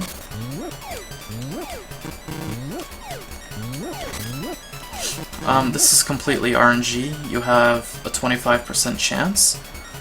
Basically, you just throw these horse heads around.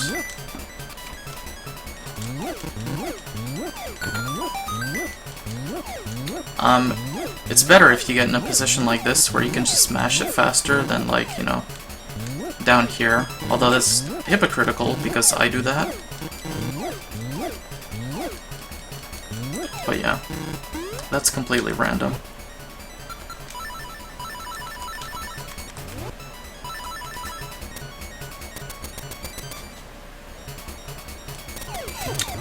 When you screen transition here, if you hold right and the Pegasus boots, you can always beat the Thwomp cycle, so don't worry about that. Now you play Marin's song and kill the Pole's voices.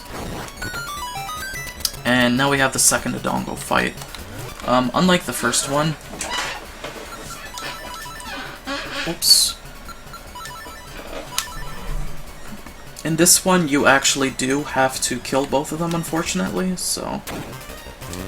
The best way to do it is to really quickly walk down and right, and get a quick cycle on this one on the bottom. On this one that spawns right next to you.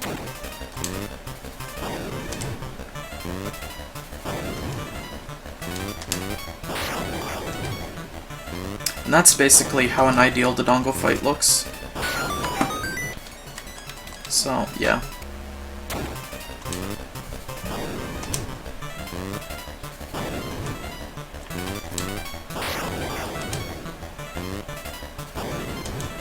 Just remember that if you get into a position where you can drop the bomb into his mouth, don't move, because that means you'll be in a position to just quickly kill him then. So that means from that point on, you can drop a bomb in his mouth anytime that, you know, you drop a bomb, so. That's the only real tip I have for the Dodongo fight. Other than that, it's pretty easy. Throw a pot at that treasure chest to get the nightmare key. Or the big key.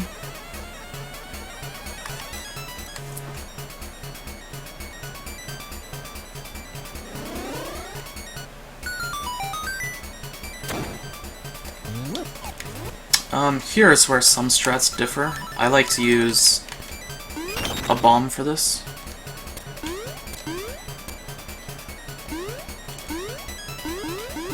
It's a little bit harder, but it saves an inventory cycle, I think. So you kill those dudes by jumping around and making them get sucked into the pit. Be careful you don't get sucked into the pit. Because what happens is... this sends you back to the beginning of the dungeon, and that's not good. The other strat, which is the one Geocop used to use, is you just take your sword.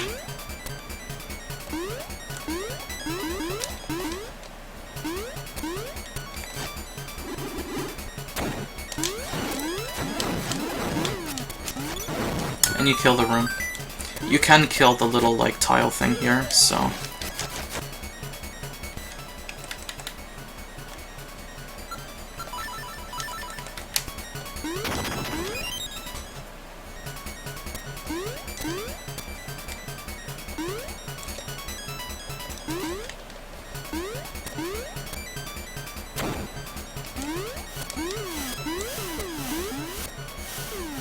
So in this room, you're just gonna jump up and immediately drop a bomb. Right there. To kill that dude. If you have the sword, the way you would handle that room is...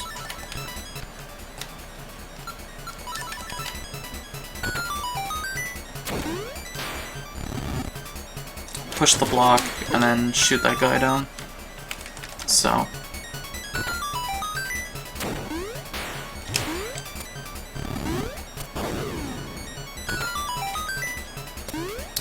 So this boss fight is neat.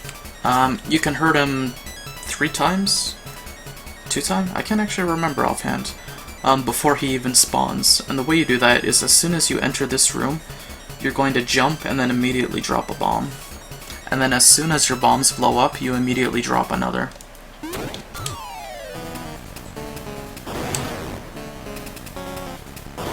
Yeah, 3 times. And so now most of his health is already gone. And now what I do is, the way I time this is that every time his face disappears, like when the face actually finishes the disappearing animation, I count out 2 seconds, and then I drop the bomb. So, 1, 2, 2.5 seconds, sorry. 1, 2.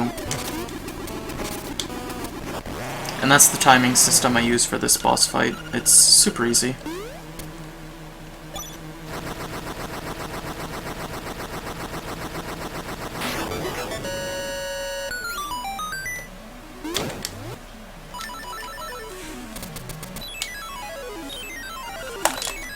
Alright, so that is the 6th dungeon completed. All that's left now is Dungeon 8, Dungeon 7, Dungeon 4, which is like a 2-minute dungeon, and the final boss.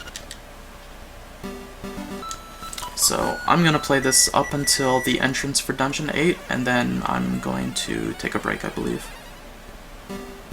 So we're gonna play the Ocarina and go get the frog song.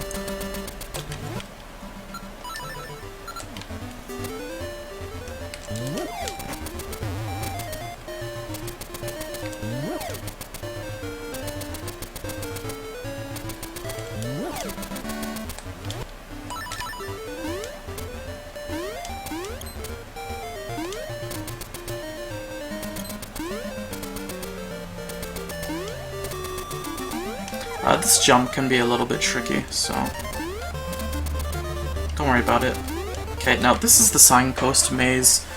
The signpost maze, it's incredibly important to stress that if at any point you accidentally touch or talk to, the wrong sign, it resets. And you can do that. This is super easy because you can talk to a sign by pressing A or B. So if you talk to a sign by pressing A, and then you just mash through the text by mashing B a bunch, be careful. Because I think every runner has had it happen to them at some point, where they'll reactivate the sign by mashing B and reset the maze in the process, and that's like a massive time loss if you accidentally do that, so just be careful about that.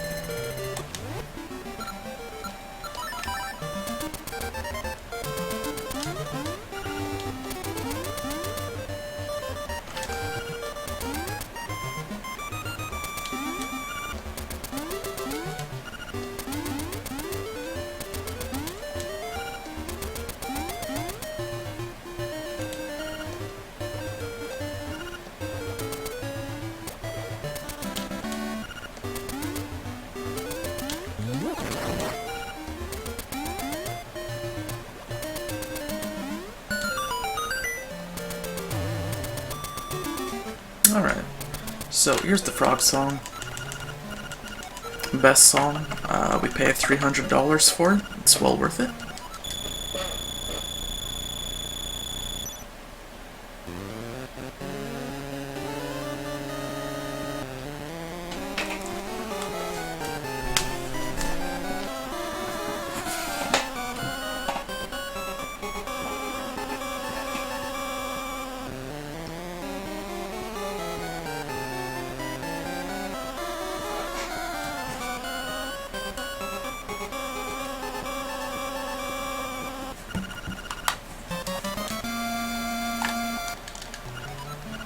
Okay, now at this point is where the run will differ, if you want to do Rooster skip or not.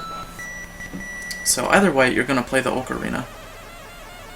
No, wait, no you're not. I'm dumb.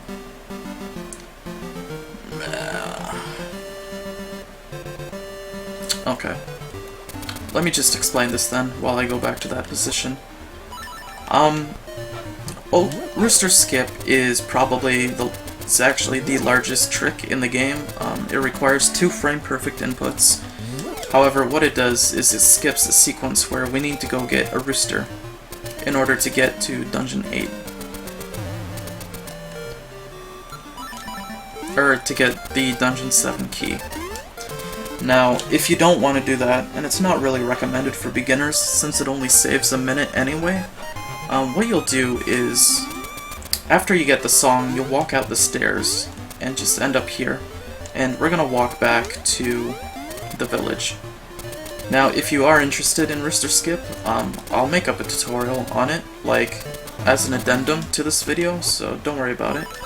Just scroll to the end of the video if you want to see a tutorial on how to do Rooster Skip and hookshot jumping in general. So now that we have the level 2 bracelet, we're going to go back to the village and push the statue in.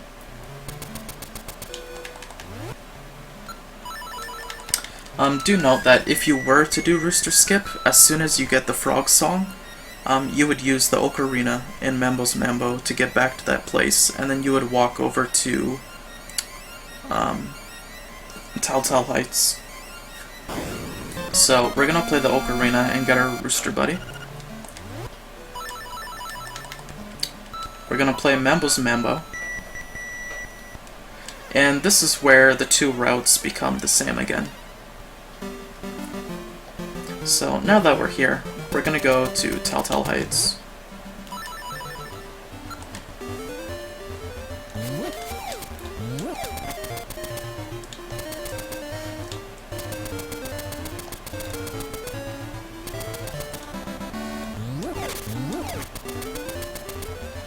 Rooster Skip isn't really required to get a good time. I know a lot of people have like a focus on like super flashy tricks when learning speedruns, but it only saves a minute.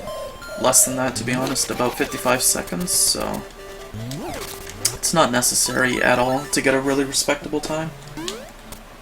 So if you're just learning the game, I wouldn't place much emphasis on it at all. Like, personally, I didn't bother doing the trick until I think I had a 117 in the game, so...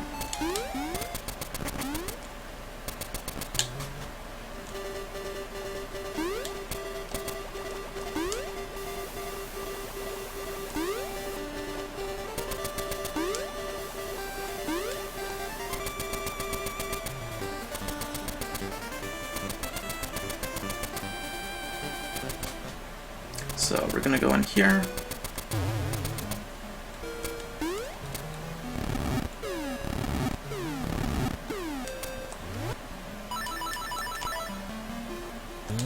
Pick up the rooster. We're just gonna fly across this gap.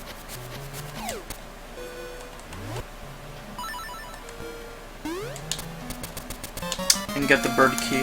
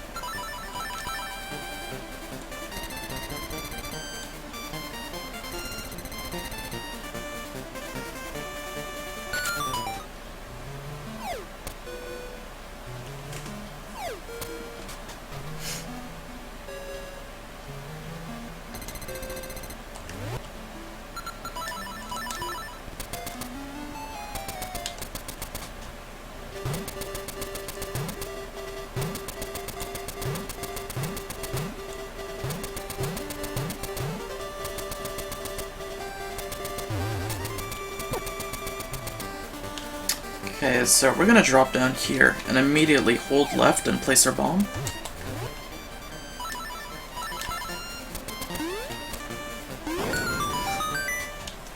Now, what we're gonna do here is another trick that requires wall clipping. Basically, we're gonna wall clip up here.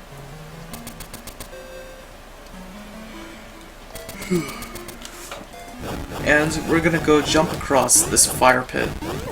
Now, normally, we need the mirror shield to get past here, which you get in Dungeon 7. However, wall clipping is going to let us do this. So, we're going to get a wall clip. And now that we've got it,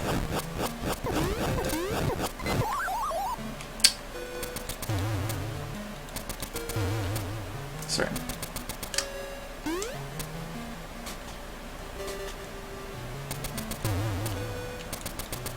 Okay, so now that we've got our wall clip, what's going to happen is we're going to transition into the screen holding up and our Pegasus Boots button, and as soon as we take damage from the flame, we're going to hold up and left and jump, and that'll let us clear the pit, taking minimal damage in the process.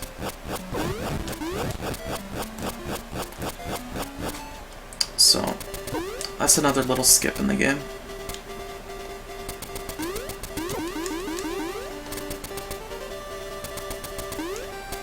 Alright, there are two ways you can get past this dude. You can use the feather. Actually, you don't need the feather at all. You're gonna play the song for him, and you're gonna wake him up, and you can either just sit here, holding the Pegasus Boots, and run past him, or you can just sit here and hold up and left. So we skipped that boss fight where you have to fight the dude guarding Turtle Rock, so that's good. So it's very simple to get past him.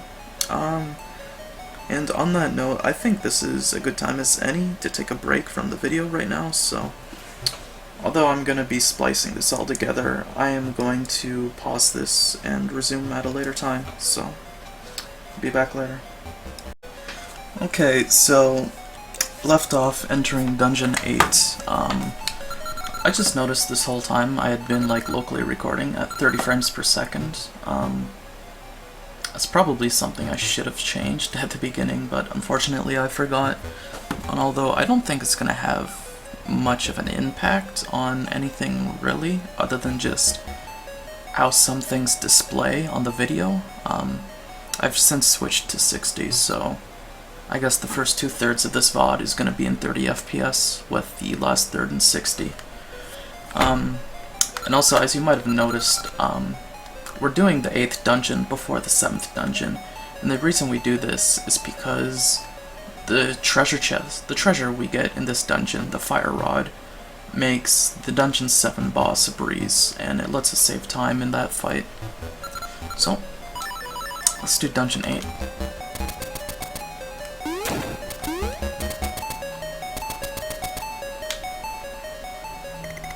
These blocks can be a little bit sketchy to control. It's just something you have to get used to, unfortunately.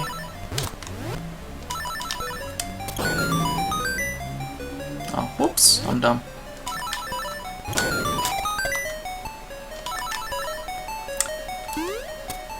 There's a sort of delay in when you make them change directions, so it's a little bit sketchy to control. I think every runner at some point has lost a run, or lost not a run, but quite a bit of time due to messing up these little puzzles, so don't feel bad if you do it in your first few tries. They control very strangely.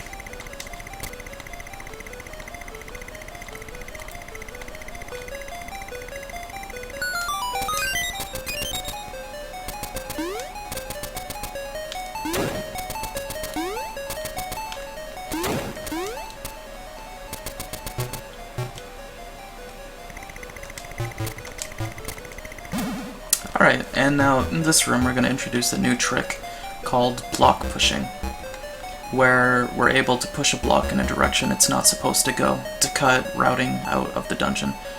So what you're going to do is you're going to get a wall clip on the bottom side of this block here. And you can do this on any block where the adjacent one you want to push it to has an empty space, and it's also next to another block. So what we're going to do is get a wall clip right here, and we're going to stand about right here, so that the middle of Link's head is roughly on the opposite end, just a little bit, of the direction we want to push it in. So in this example, we want to push this block to the left, so we're going to wall clip down here, and we're going to stand just a few pixels to the right of the connecting line between these two blocks, so that when we push it, it goes to the side. So we're going to do this really quickly. And so that's how you do that trick.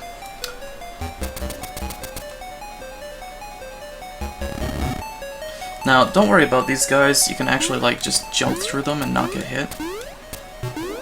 So, anyway, we're going to stand right about here. You can use this as a visual cue. This block, next to the one we just pushed, there's a bombable door right here that we're going to go through. So what we're going to do is we're going to jump, and then while we're in the air, we're going to equip the bombs and the arrows. And then, as the inventory menu is fading out, we're going to buffer the bomb and the arrow to throw a bomb arrow, and it'll let us land on the pit. And that's important to buffer it, because otherwise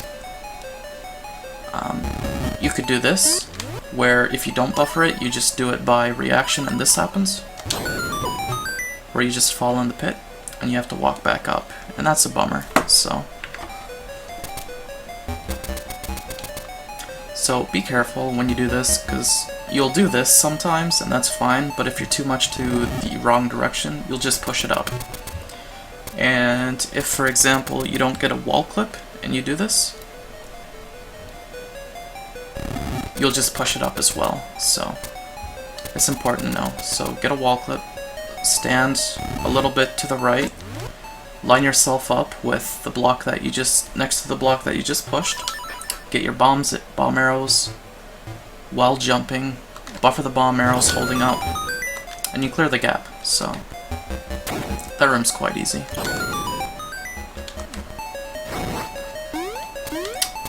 Shoot an arrow at this dude. Now in this room, you can save a little bit of time.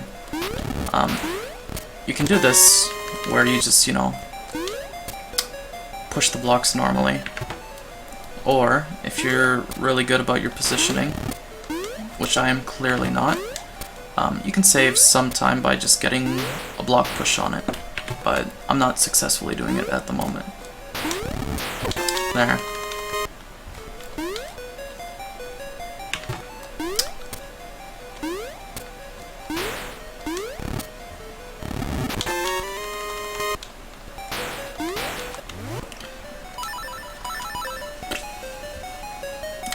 If you need a refill of hearts, bombs, or arrows, this is a really good spot to get any of them.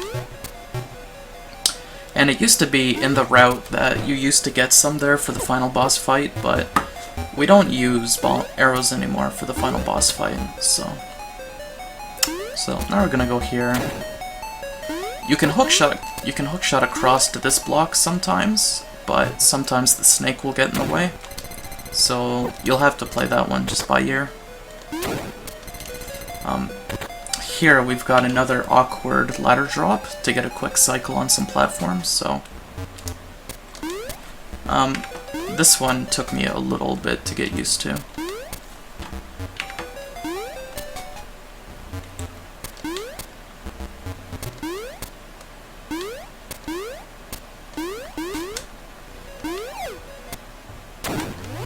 Alright, now we're fighting the boxer dude.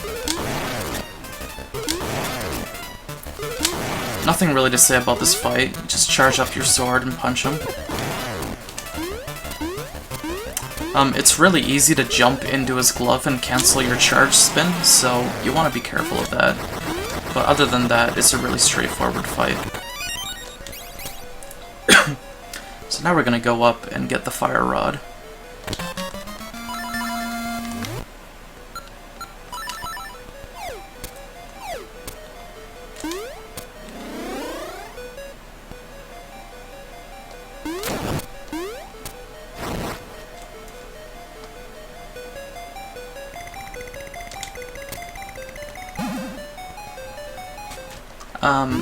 These are ice blocks. You want to make sure not to touch them, because when you do, this happens.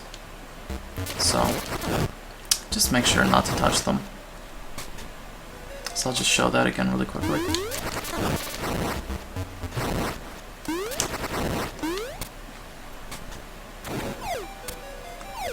And here we have a copy of the mini-boss from the Angler dungeon. So here, just want to get into this position. I don't believe that your horizontal positioning really matters that much.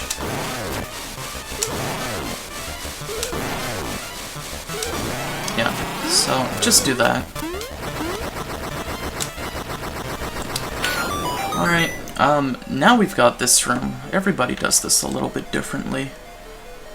This is what I do in order to maximize the number of horizontal jumps you can do before the cycle finishes, but that's honestly a frame saver, and it's not important at all.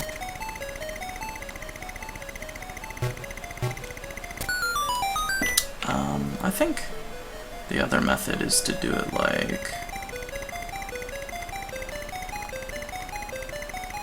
that.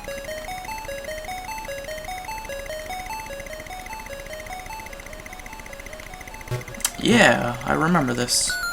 Nice. So you can do whatever you want there. It's extremely inconsequential. Ooh.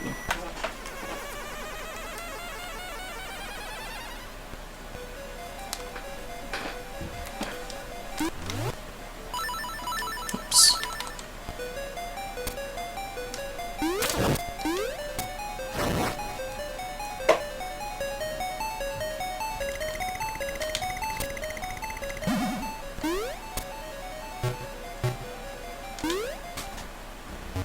Alright, we got this room. This one's quite a bit harder to get a burles on. This is the main strat I use.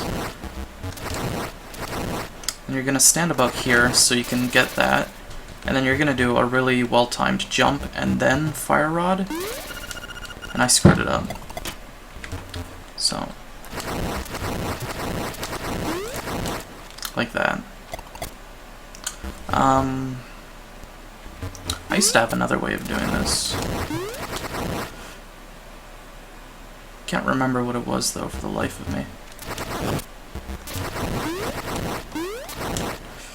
Yeah, you know what? Just ignore what I just did and do it like this. If you're not comfortable getting the burles, you can just do it like that.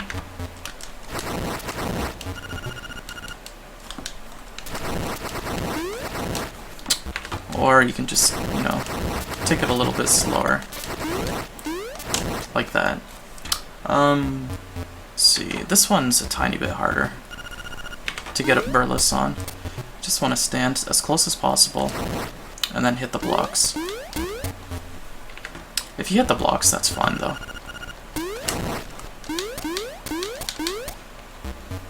So now we've got the fire lava boss, and he's weak to the fire rod. This boss is very strange. His hitbox, or his health meter is strange. It works in very weird ways. Not a whole lot of people really understand how it works. So the basic gist is you just want to spam the fire rod on him.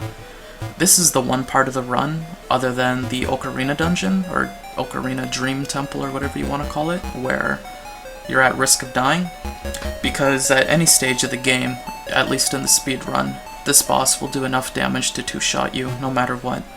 So you gotta be careful of, like, when he sends lava flying at you.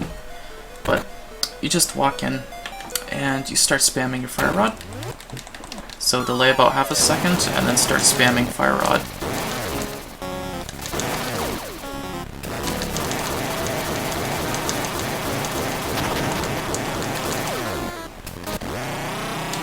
So, that was an okay fight. Not great, but...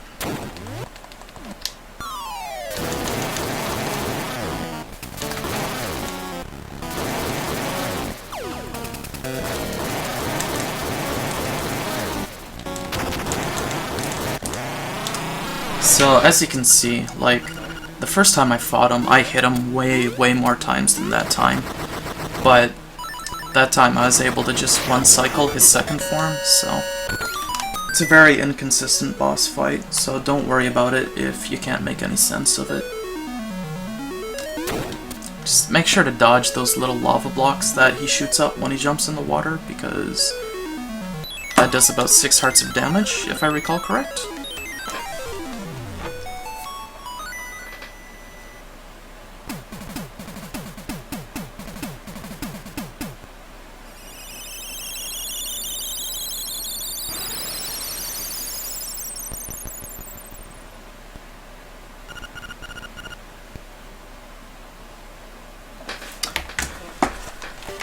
Alright, so now we are on our way to Eagle Tower.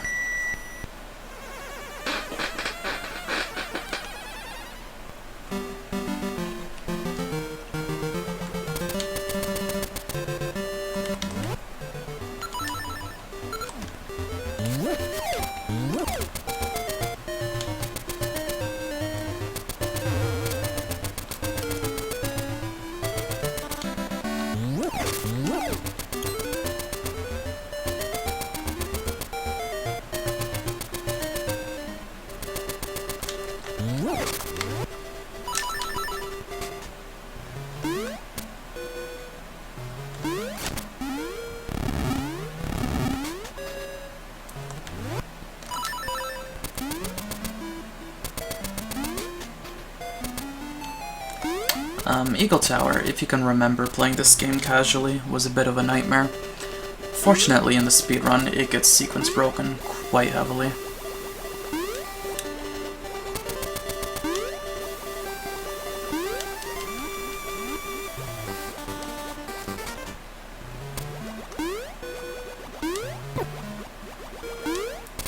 Navigating this section of Telltale Heights by heart, and just knowing which direction to move in before you even like load into the screen, like takes quite a bit of time playing the game to just know by nature, so that's fine.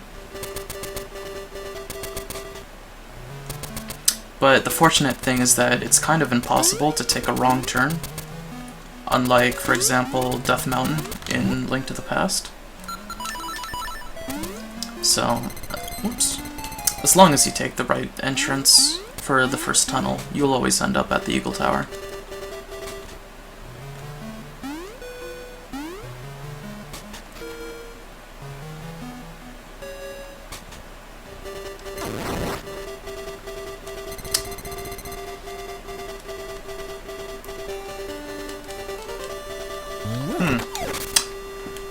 Now, somebody told me once there was a way to clip into that cable, but I've never actually done it because it saves frames, but I'd be interested to know. Okay, so this is Eagle Tower.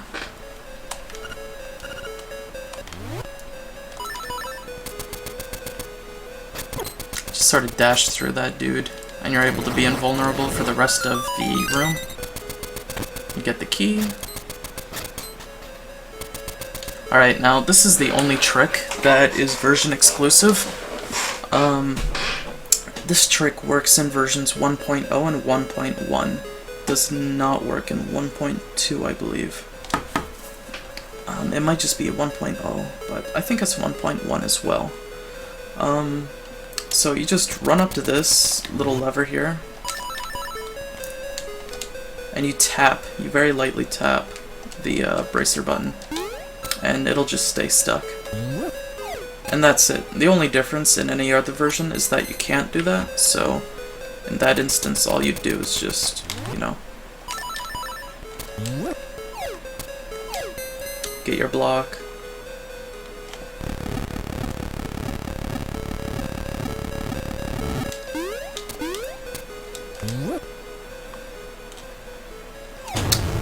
But yeah, it doesn't really account for a whole lot of time. Be careful in this dungeon you don't ever fall into any of these holes. It's very easy to get yourself lost in this dungeon, and that's death. Like, for a speedrun if you get lost here. You can do that with that room if you want. I used to do this, like, really silly swag strat, but I lost a run or two to it, so I stopped doing it. Goes something like that, where you just throw it against the wall and bounce off it. But like I said, I lost a run just walking in here, so I decided not to do it anymore.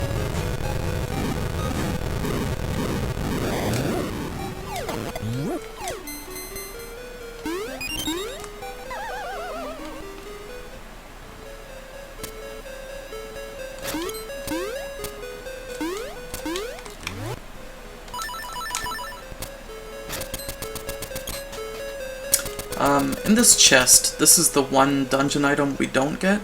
This is the mirror shield, and it means absolutely nothing to us in this category, so we skip it.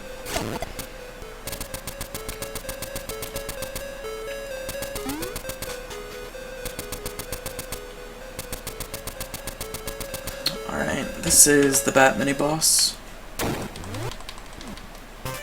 So you just want to stand over here and kill all his bats. It's very important that you do this because if you screw it up, you can just spam the sword if you want. But if you screw that up, for example, alright,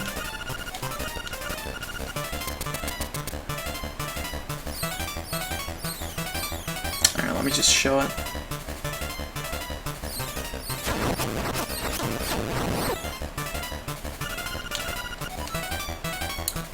You get more cycles of his boss fights, so you absolutely want to make sure that you don't mess that up.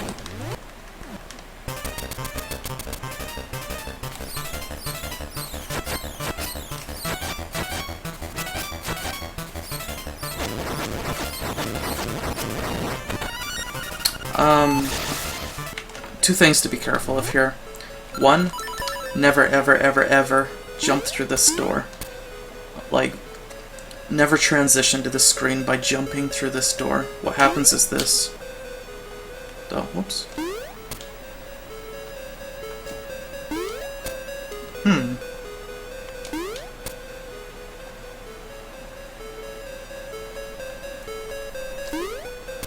I can't remember what I have to do to trigger this glitch then.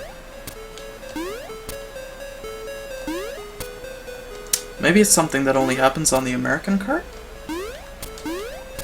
Strange. Well, anyway, what is supposed to happen when you jump through this door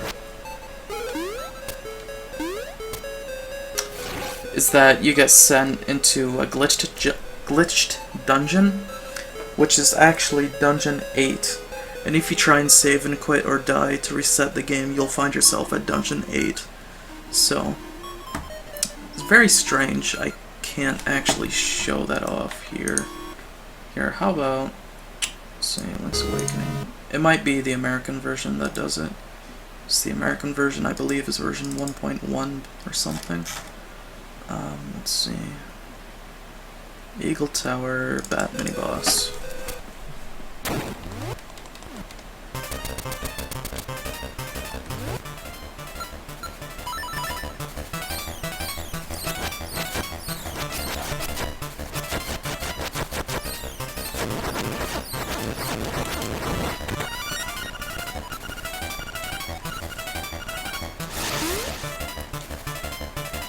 Yep, there it is. So, be careful you don't do that.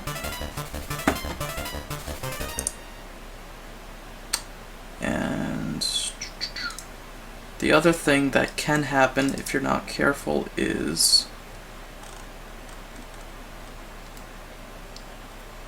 let's see, where is that? See, Eagle Tower. My splits are awful, dude. They alternate between calling Eagle Tower Bird Tower or Eagle Tower.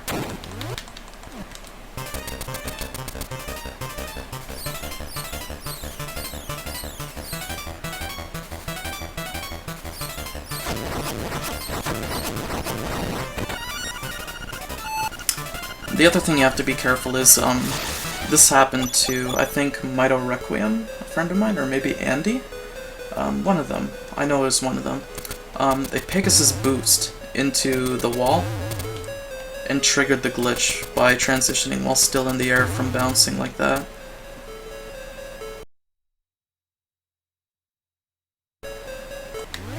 So, just be careful of that. Oh, okay, I think I figured out what causes this glitch specifically. Is, don't jump through it, especially right after the boss fight ends.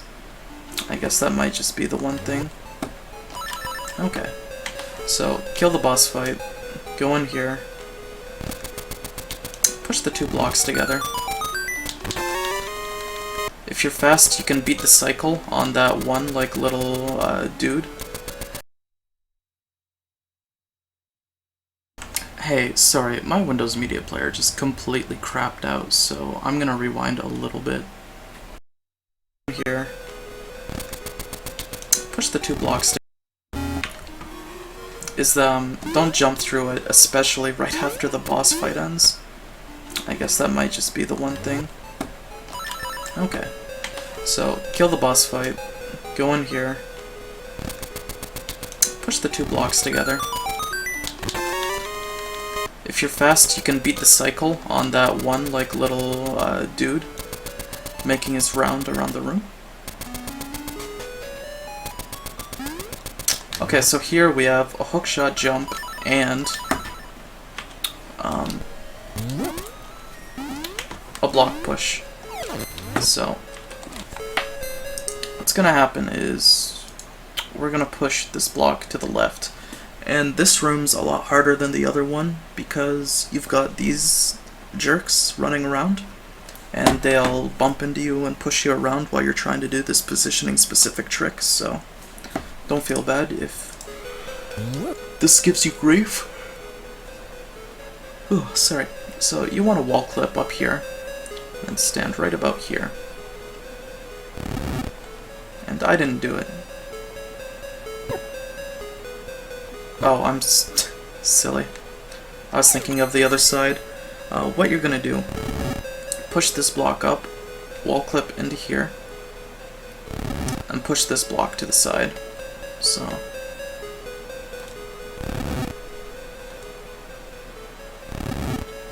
like that. And we're gonna go up here and knock down this pillar. Okay, so now we're gonna do one of 2 things. The first is assuming you can't do a hookshot jump. What you're gonna do is you're gonna stand about like right here and throw the block down.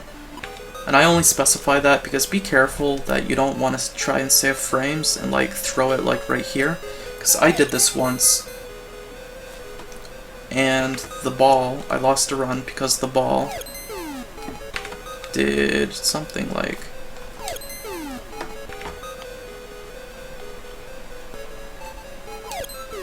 I don't know. I made like a really dumb positioning mistake, but you know, just stand there, throw the ball down. And what we're gonna do is we're gonna walk over, we're gonna press the jump button and then really quickly press the bracer button, and then while we're still in air, we're gonna press the bracer again to throw the block to the other side of the cliff.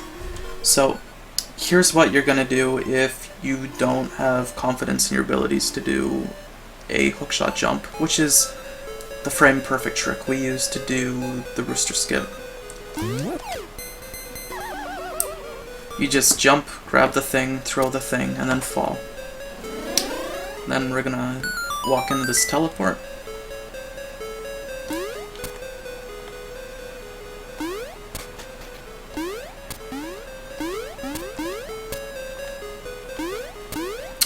Push this block up, and then get a wall clip right here. And then push this block to the side. Beautiful. Gonna blow up this wall,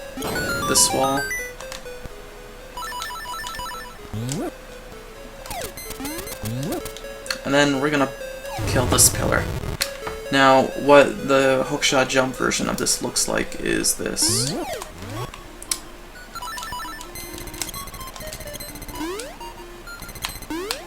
Oh, whoops. I messed something up there with my inputs. Like that. So you can see how that saves time. Hold up, let me just fix my controller for a second.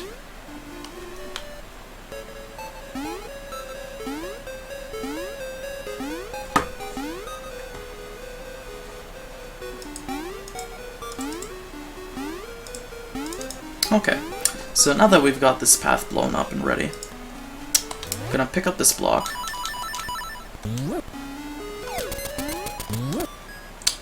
Take down this pillar.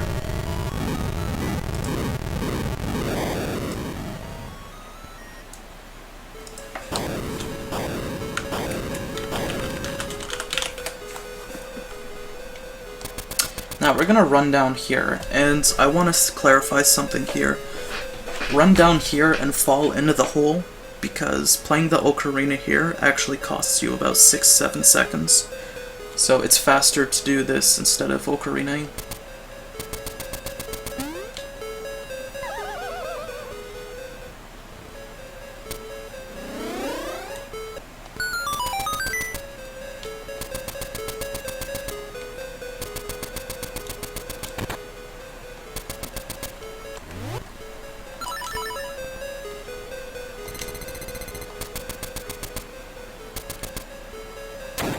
Alright, so now we've got the dungeon boss. The strat for this boss is you walk up and you just start holding down and mashing text.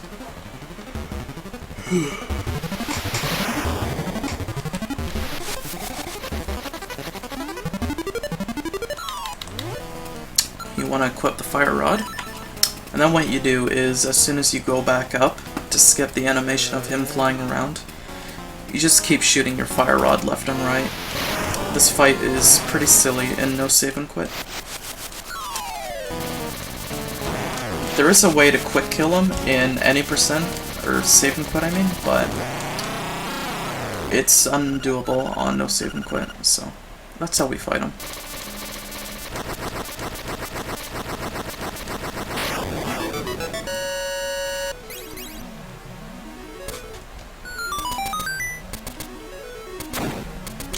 So that's it. We've got 7 out of 8 instruments, and now we just need to go and get the 4th dungeon instrument.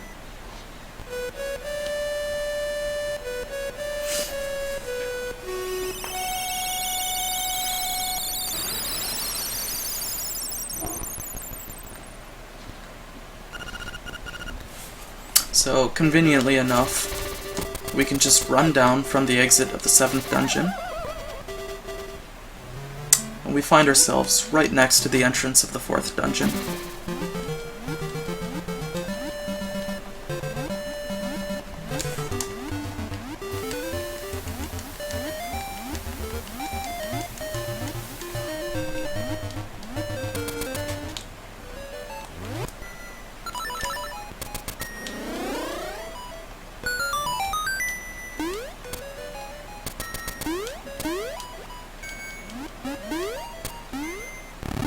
Okay, now here's one of the sillier parts of the run. Unfortunately, it has to happen so late. This room here. If you've been wondering what this image on the left underneath my inputs are, this is what this is. This is a puzzle room where the only way to complete the room is to correctly guess the pattern of these tiles.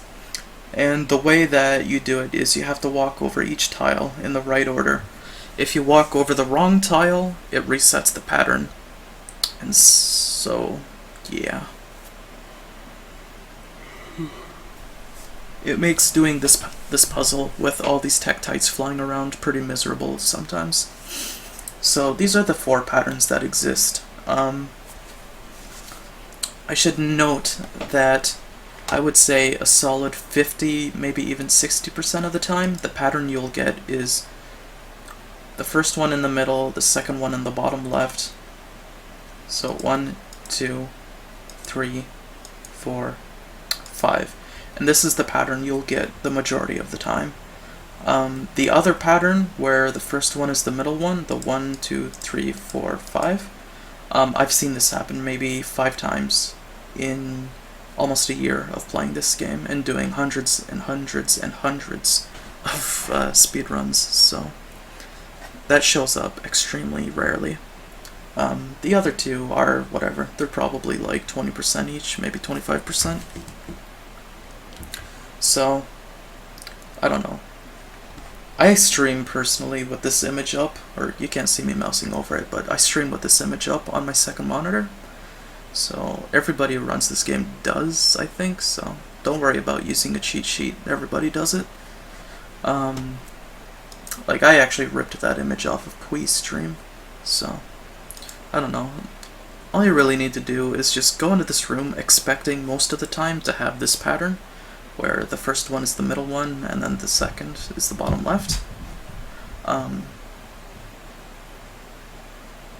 And yeah, if that doesn't work, then, you know, just go down here, because the first one in every pattern is always on the middle or left side, so it's easy to just transition between guessing them.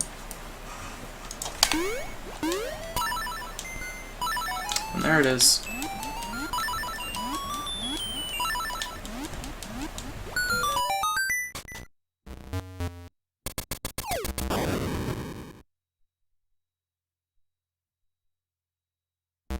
Alright, so here we've got a little bit of a trick.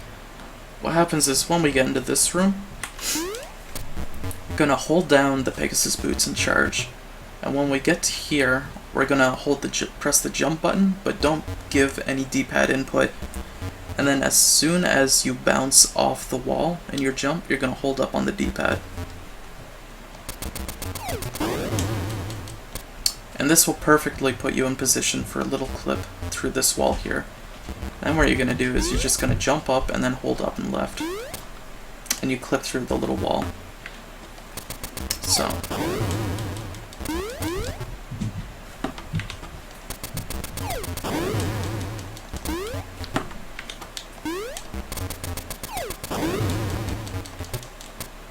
Don't worry if you don't get it on the first cycle. Personally, what I do is that I fail it on the first cycle a lot, so what I'll do is I'll get up there and then I'll jump manually, so I do it on the second attempt. I find that has a lot higher success rate. If you can't do that, you just do this, and it's fine.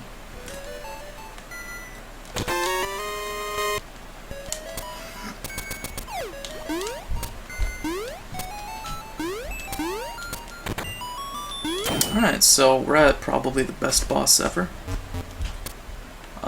There's a little frame saver here you can do, saves maybe a second or two. Walk off the edge of this ladder, and right as you're at the edge of it, press jump. And this happens, where you just fall right in the water instead of having to do this. So, go here, jump, and there. So just one more time for my inputs. Get the tech skip on this guy, you equip your bomb arrows, and then you shoot 3 bomb arrows at him, and he's dead. It's a good boss.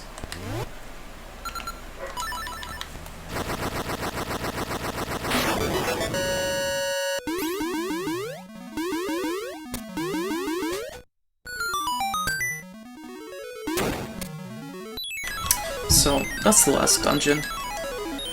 Now we're off to just fight the final boss.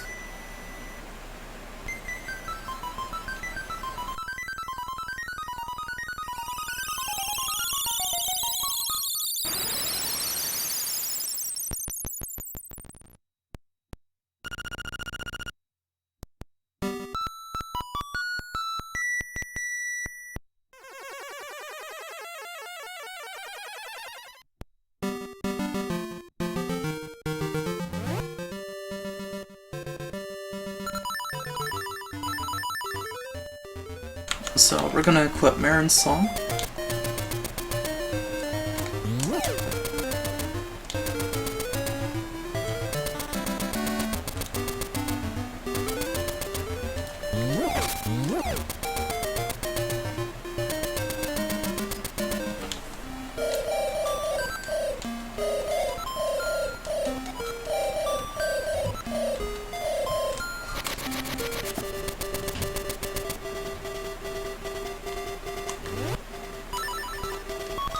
So there's actually a lot of stuff going on in the upcoming boss fight.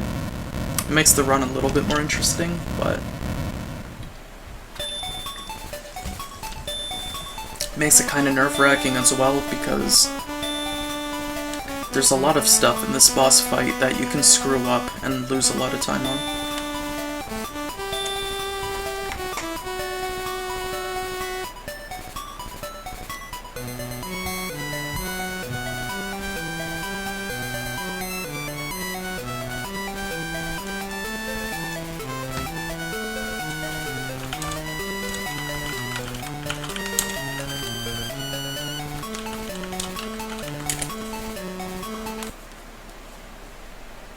Alright, so one last visit from our owl buddy. Make sure you don't accidentally replay your ocarina, because I've had that happen. Now I should comment on this right here. In Link's Awakening, this is supposed to be a maze, and in order to figure out how to navigate this maze, you need to go to the library and read a book with the lens from the trade sequence, if my memory serves me correctly. But I do know you need to read a book to tell you how to navigate to get to the final boss. What's interesting is that up until the point that you read that book, the seed for whatever the maze is static, meaning it's going to be the same pattern every single time. So for speedrunning, that means we don't have to do this at all. So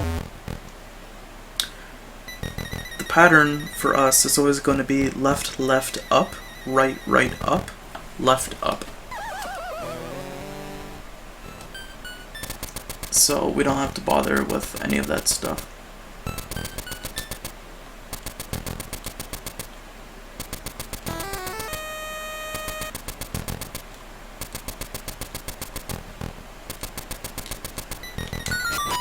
There we are. Okay, so the first form of this boss has an interesting thing going on. You have the ability to quick kill him by doing 2 sword slashes on him. The first one has a pretty wide window, in my opinion. It's probably 5, maybe 7 frames. It's pretty big. The second slash is a 1 frame window, so that one's a lot trickier to do consistently. So you're gonna drop down this pit, and don't do any D-pad input. You want to stay exactly where you land for this. Now, what's gonna happen is don't move when you land and the text box ends. What you're gonna do is you're going to hold your sword out and charge it, but don't move on the D-pad. What's gonna happen is this slime is gonna jump up, and right about when he reaches the apex of his jump, and you can visibly see him stop being ascending, release your sword charge shot.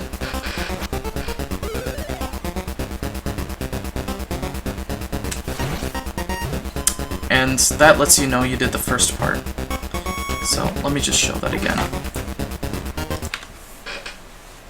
Oh, I didn't save my state properly. That's embarrassing. I don't really want to sit through this, so I'm just gonna boot up my other ROM because it doesn't matter anymore. Version differences anyway.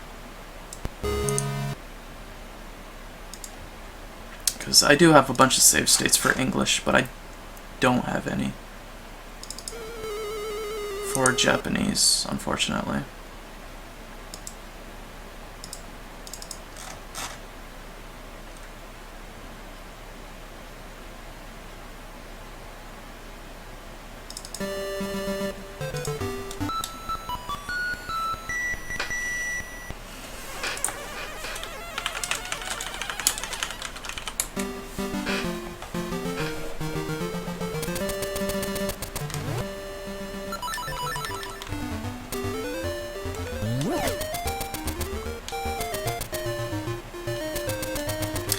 And the reason I'm going back is I just wanted to demonstrate that it doesn't matter which direction you're facing when you fall into the Death Hole pit, which is the name of the final boss, by the way.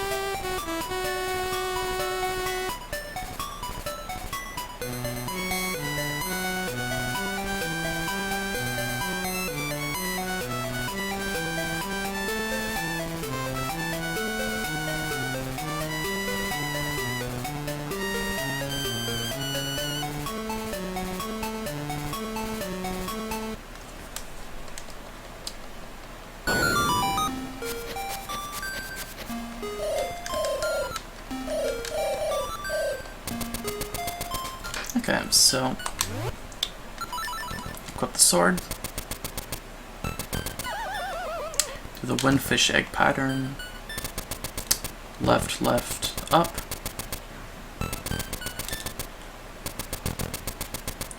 Right, right, up.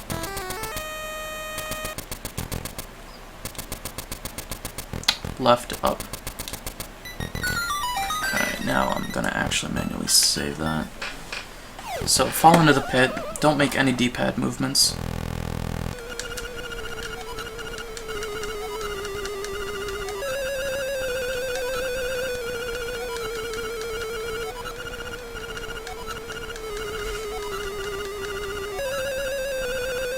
So start charging your sword.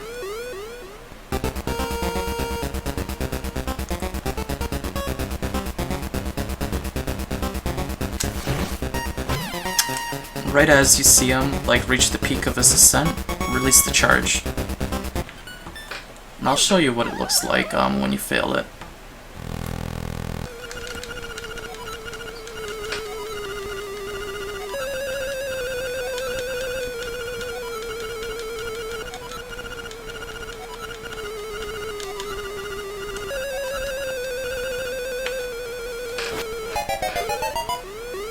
So, doing it too early, I guess.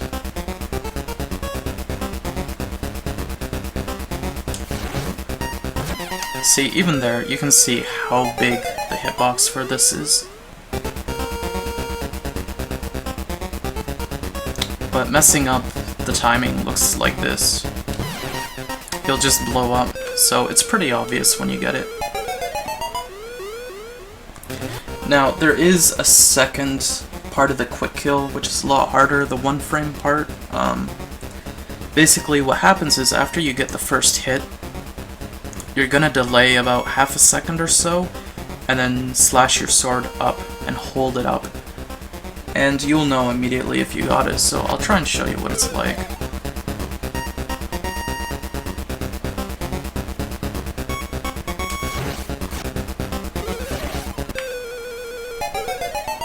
It's kind of tricky to get, so it might take me a few tries.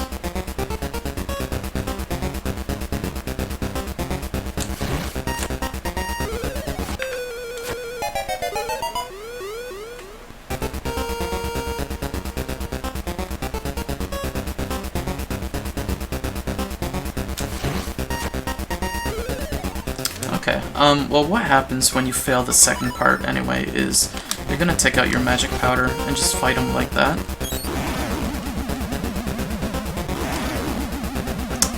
So if you get the first part, you'll only have 2 HP left, so you'll only need to hit him twice with the magic powder.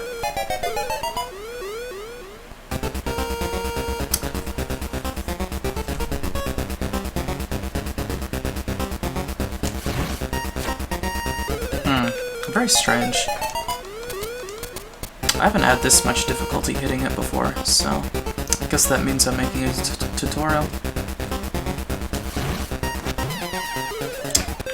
Yep, that wasn't it.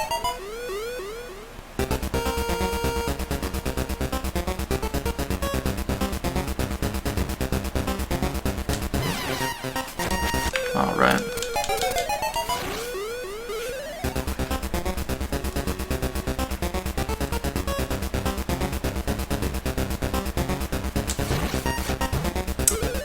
So that's what the quick kill looks like. You want to hold your sword out until he visibly blows up. Now, for this state of the fight, it's basically the Ignum fight, or the Ganon fight. I can't remember the name difference, to be honest. In Link to the Past, where he's gonna shoot 2 fireballs at you, which you'll bounce back at him.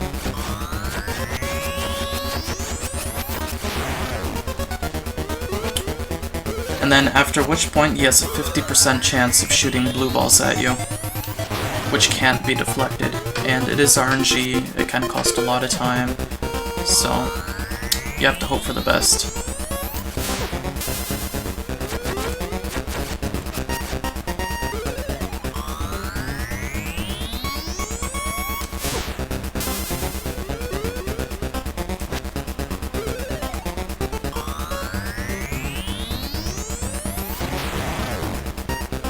So you need to hit him a total of 4 times.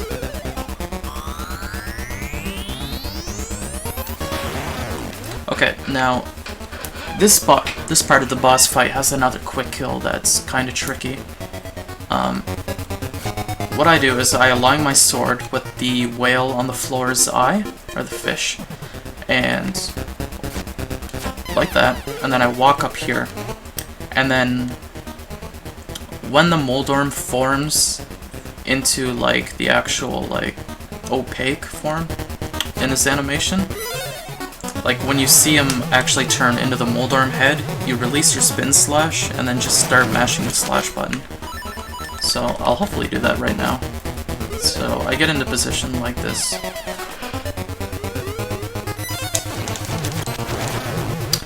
The timing is a little bit sketchy on it. I've never been super happy with my consistency on it.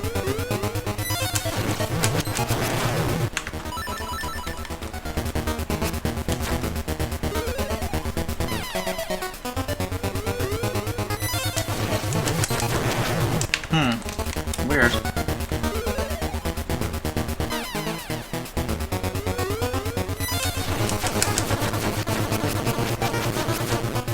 Okay, so that's how it works. I guess I was releasing way too early.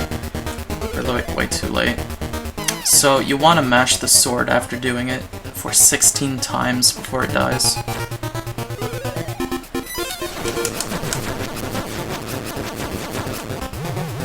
Okay, now this form has something very special going on.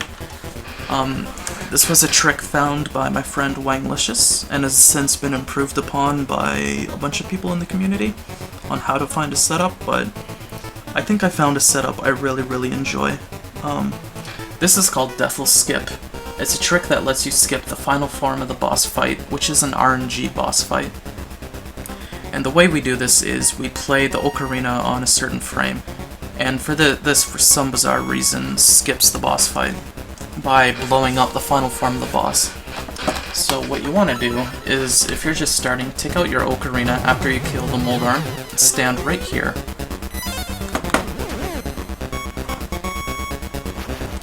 And you want to pause.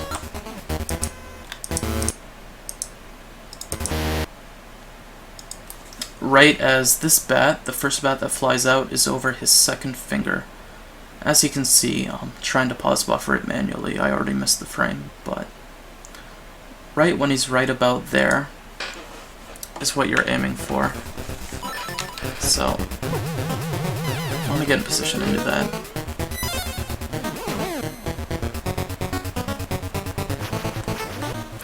Now, what you're going to aim for is...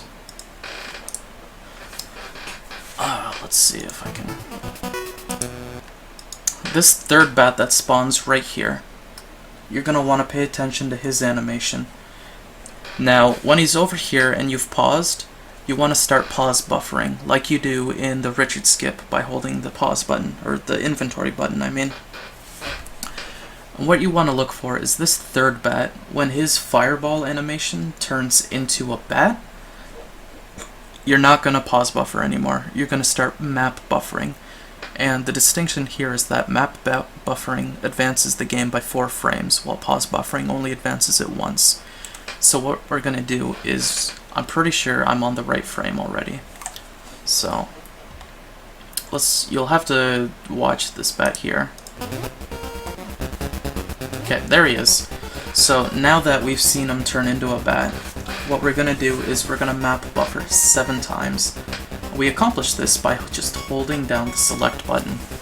So you want to count 7 map transitions, so 1, 2, 3, 4, 5, 6, 7. And when we come out of the map transition on the 7th one, buffer the ocarina button. And what'll happen is the bat will freeze in place and be duplicated, and that's how you know that you successfully did the trick. So, one more time just to show it.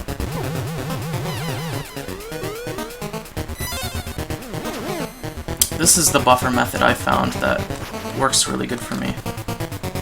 I might be 1 frame late.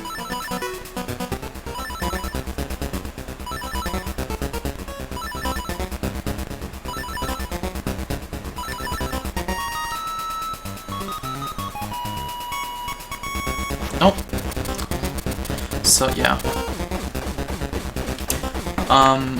Once you get comfortable with it, you can do damage to this guy before having to get into position. I can do it 6 times.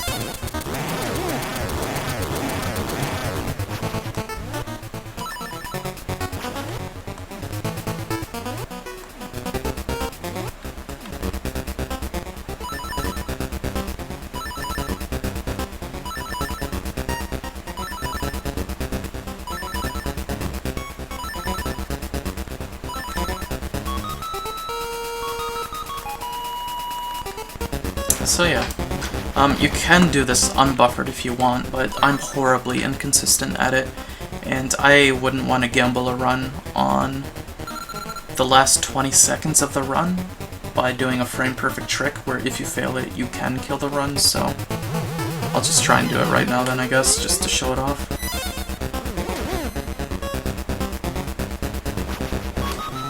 No, 1 frame late.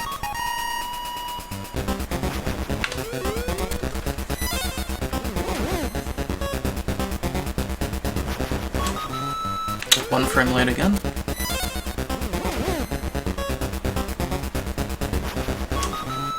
Holy shit, dude. I'm bad.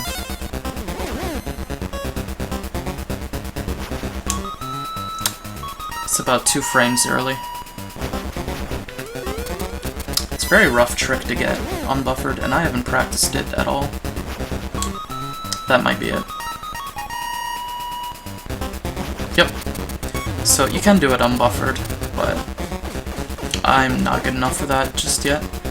So now that we've got that, I'm just gonna charge this guy a bunch.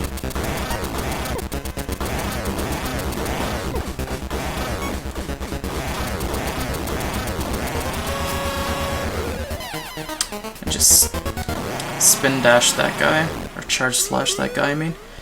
And now what's going to happen is something very interesting. Now that the bat is there, the final boss form is going to blow up. And there he goes. So now we don't have to fight him. And now the way that timing works in this game is that the final split, you press time when Link touches these stairs. So right now is when you would press your final split. So, yeah.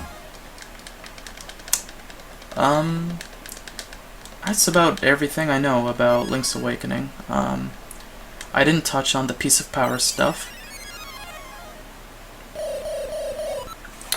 I'll probably, if I do ever touch on that, it'll definitely be a separate tutorial, because the piece of power only encompasses about half the game, so that'll be just a really quick video to explain things I do to ensure I always get it when I need it, and how to account for and offset RNG. So there's a lot of cool things you can do to manipulate BowWow that I've noticed now that I've played the game a lot. The only thing left I have to show off, I guess, is Rooster Skip, so I'll probably show off how to do that right now, actually. I wanted to make this tutorial in a bunch of different parts and not one long segment, because I tried to do that before and it's really exhausting to do for a prolonged period of time. And just once I get tired of it, the quality of it starts to degrade really badly, and just that's not good at all. So hopefully making it in 3 segments or 4 segments like this, I can't remember how many it's been, increase the quality. So this is Rooster Skip. What you do is, right after you get the frog song, instead of warping back to the town to go get the rooster, you warp back to the Mambo's frog pond or whatever, and you run your way back here without the rooster. So first thing you want to do is, when you get in this room, you want to get a little wall clip right here. And you want to have your boots and your feather out. And you want to dash. And your target is this corner right here. Now, our goal is we want to charge jump or dash jump. Jesus, my English is bad today. I apologize. We want to charge jump, so we land right here on this corner. We're going to do a hookshot jump that'll take us here to this corner, and then another one that'll take us to this corner. Now, what a hookshot jump is, if you didn't see earlier in the tutorial, is basically when you use your hookshot, Link isn't subject to the normal rules of pits and holes and stuff. So you can use your hookshot over top of a pit and not fall in, because Link has a sort of invulnerability frames while the hookshot animation is out. And basically the way the hookshot jump works is that on the final frame of the animation, there's a 1-frame window where Link is still able to jump, but still receiving that invulnerability from the hookshot. So we exploit that to let us do cool things, like jump over this big pit. So, the first part, the reason this is so hard, honestly, isn't that it's frame perfect or that you have to do it twice. It's that it's frame perfect and you have to do it twice, and it has some pretty rough positioning requirements. So you want to jump right here, and the reason you want to just stay as close as this edge as possible is that the way the tile-based system works is that if you're on the edge of one of these land tiles, it's very easy to still bounce around with the hookshot, but if you were to jump out into no man's land, it becomes... you're at risk a lot more of just straight up falling in the pit. So, we're gonna jump here where we need to be. Gonna put the hookshot out and the feather. And we're gonna hookshot to the left.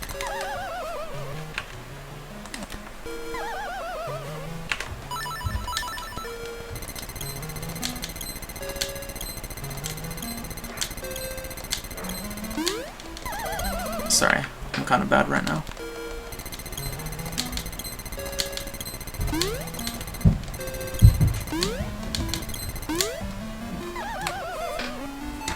So yeah, this happens sometimes.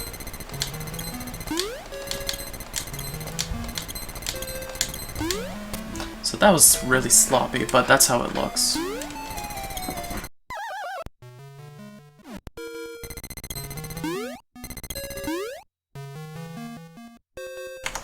So yeah, basically the way I do it is, if you didn't notice, you can keep using the hookshot if you fail a jump though, to keep yourself juggled, like indefinitely.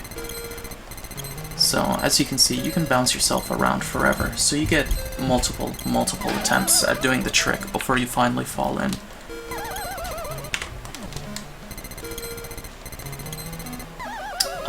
Basically the way I do it though is... let me just get back here. The way I do it is that right on the frame that I'm gonna press the feather on, I roll my thumb over the feather and the hookshot button. And that at least ensures if I mess up the feather or the jump, that I'll still get the hookshot off, so. Once more.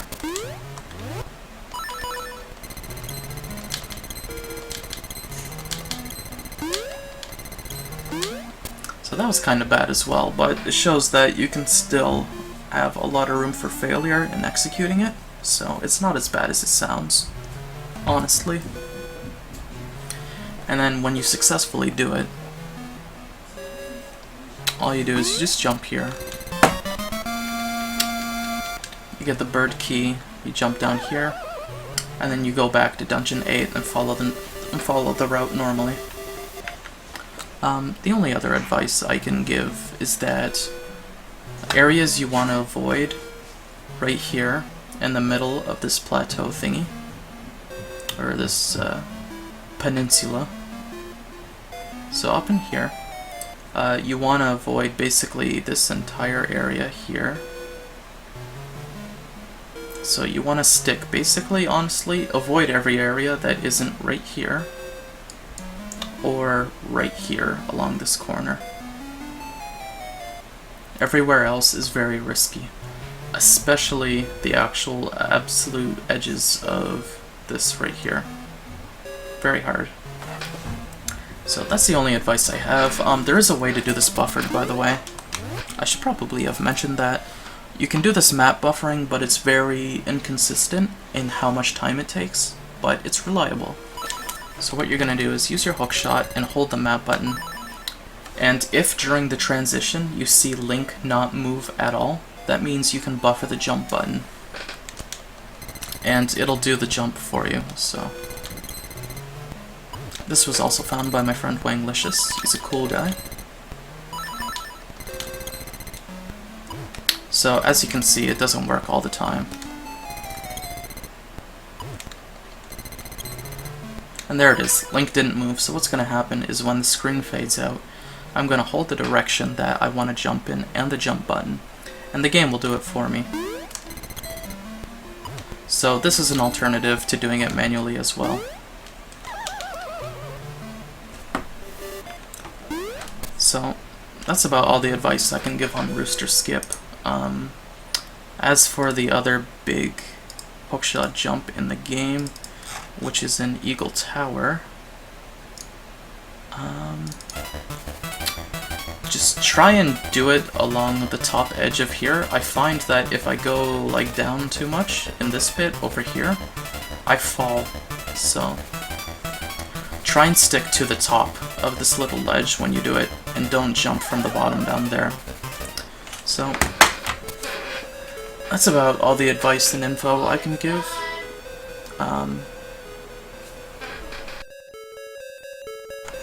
Hope it was helpful. If you want to watch Link's Awakening speedruns, you can always check me out at the links that I'm shamelessly advertising on the bottom left of the screen.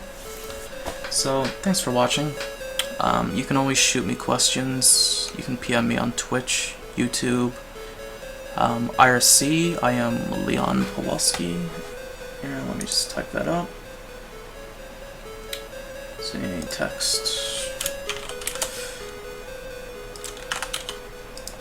See, hashtag LEDX, Leon Pawlowski. You can contact me on the SRL or Speedruns Live IRC like that.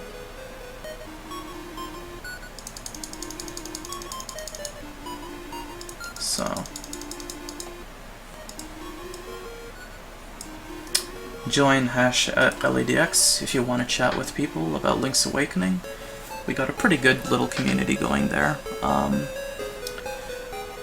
There's honestly like a dozen people in there. You can always ask questions and they'd be willing to help. There's a lot of friendly people.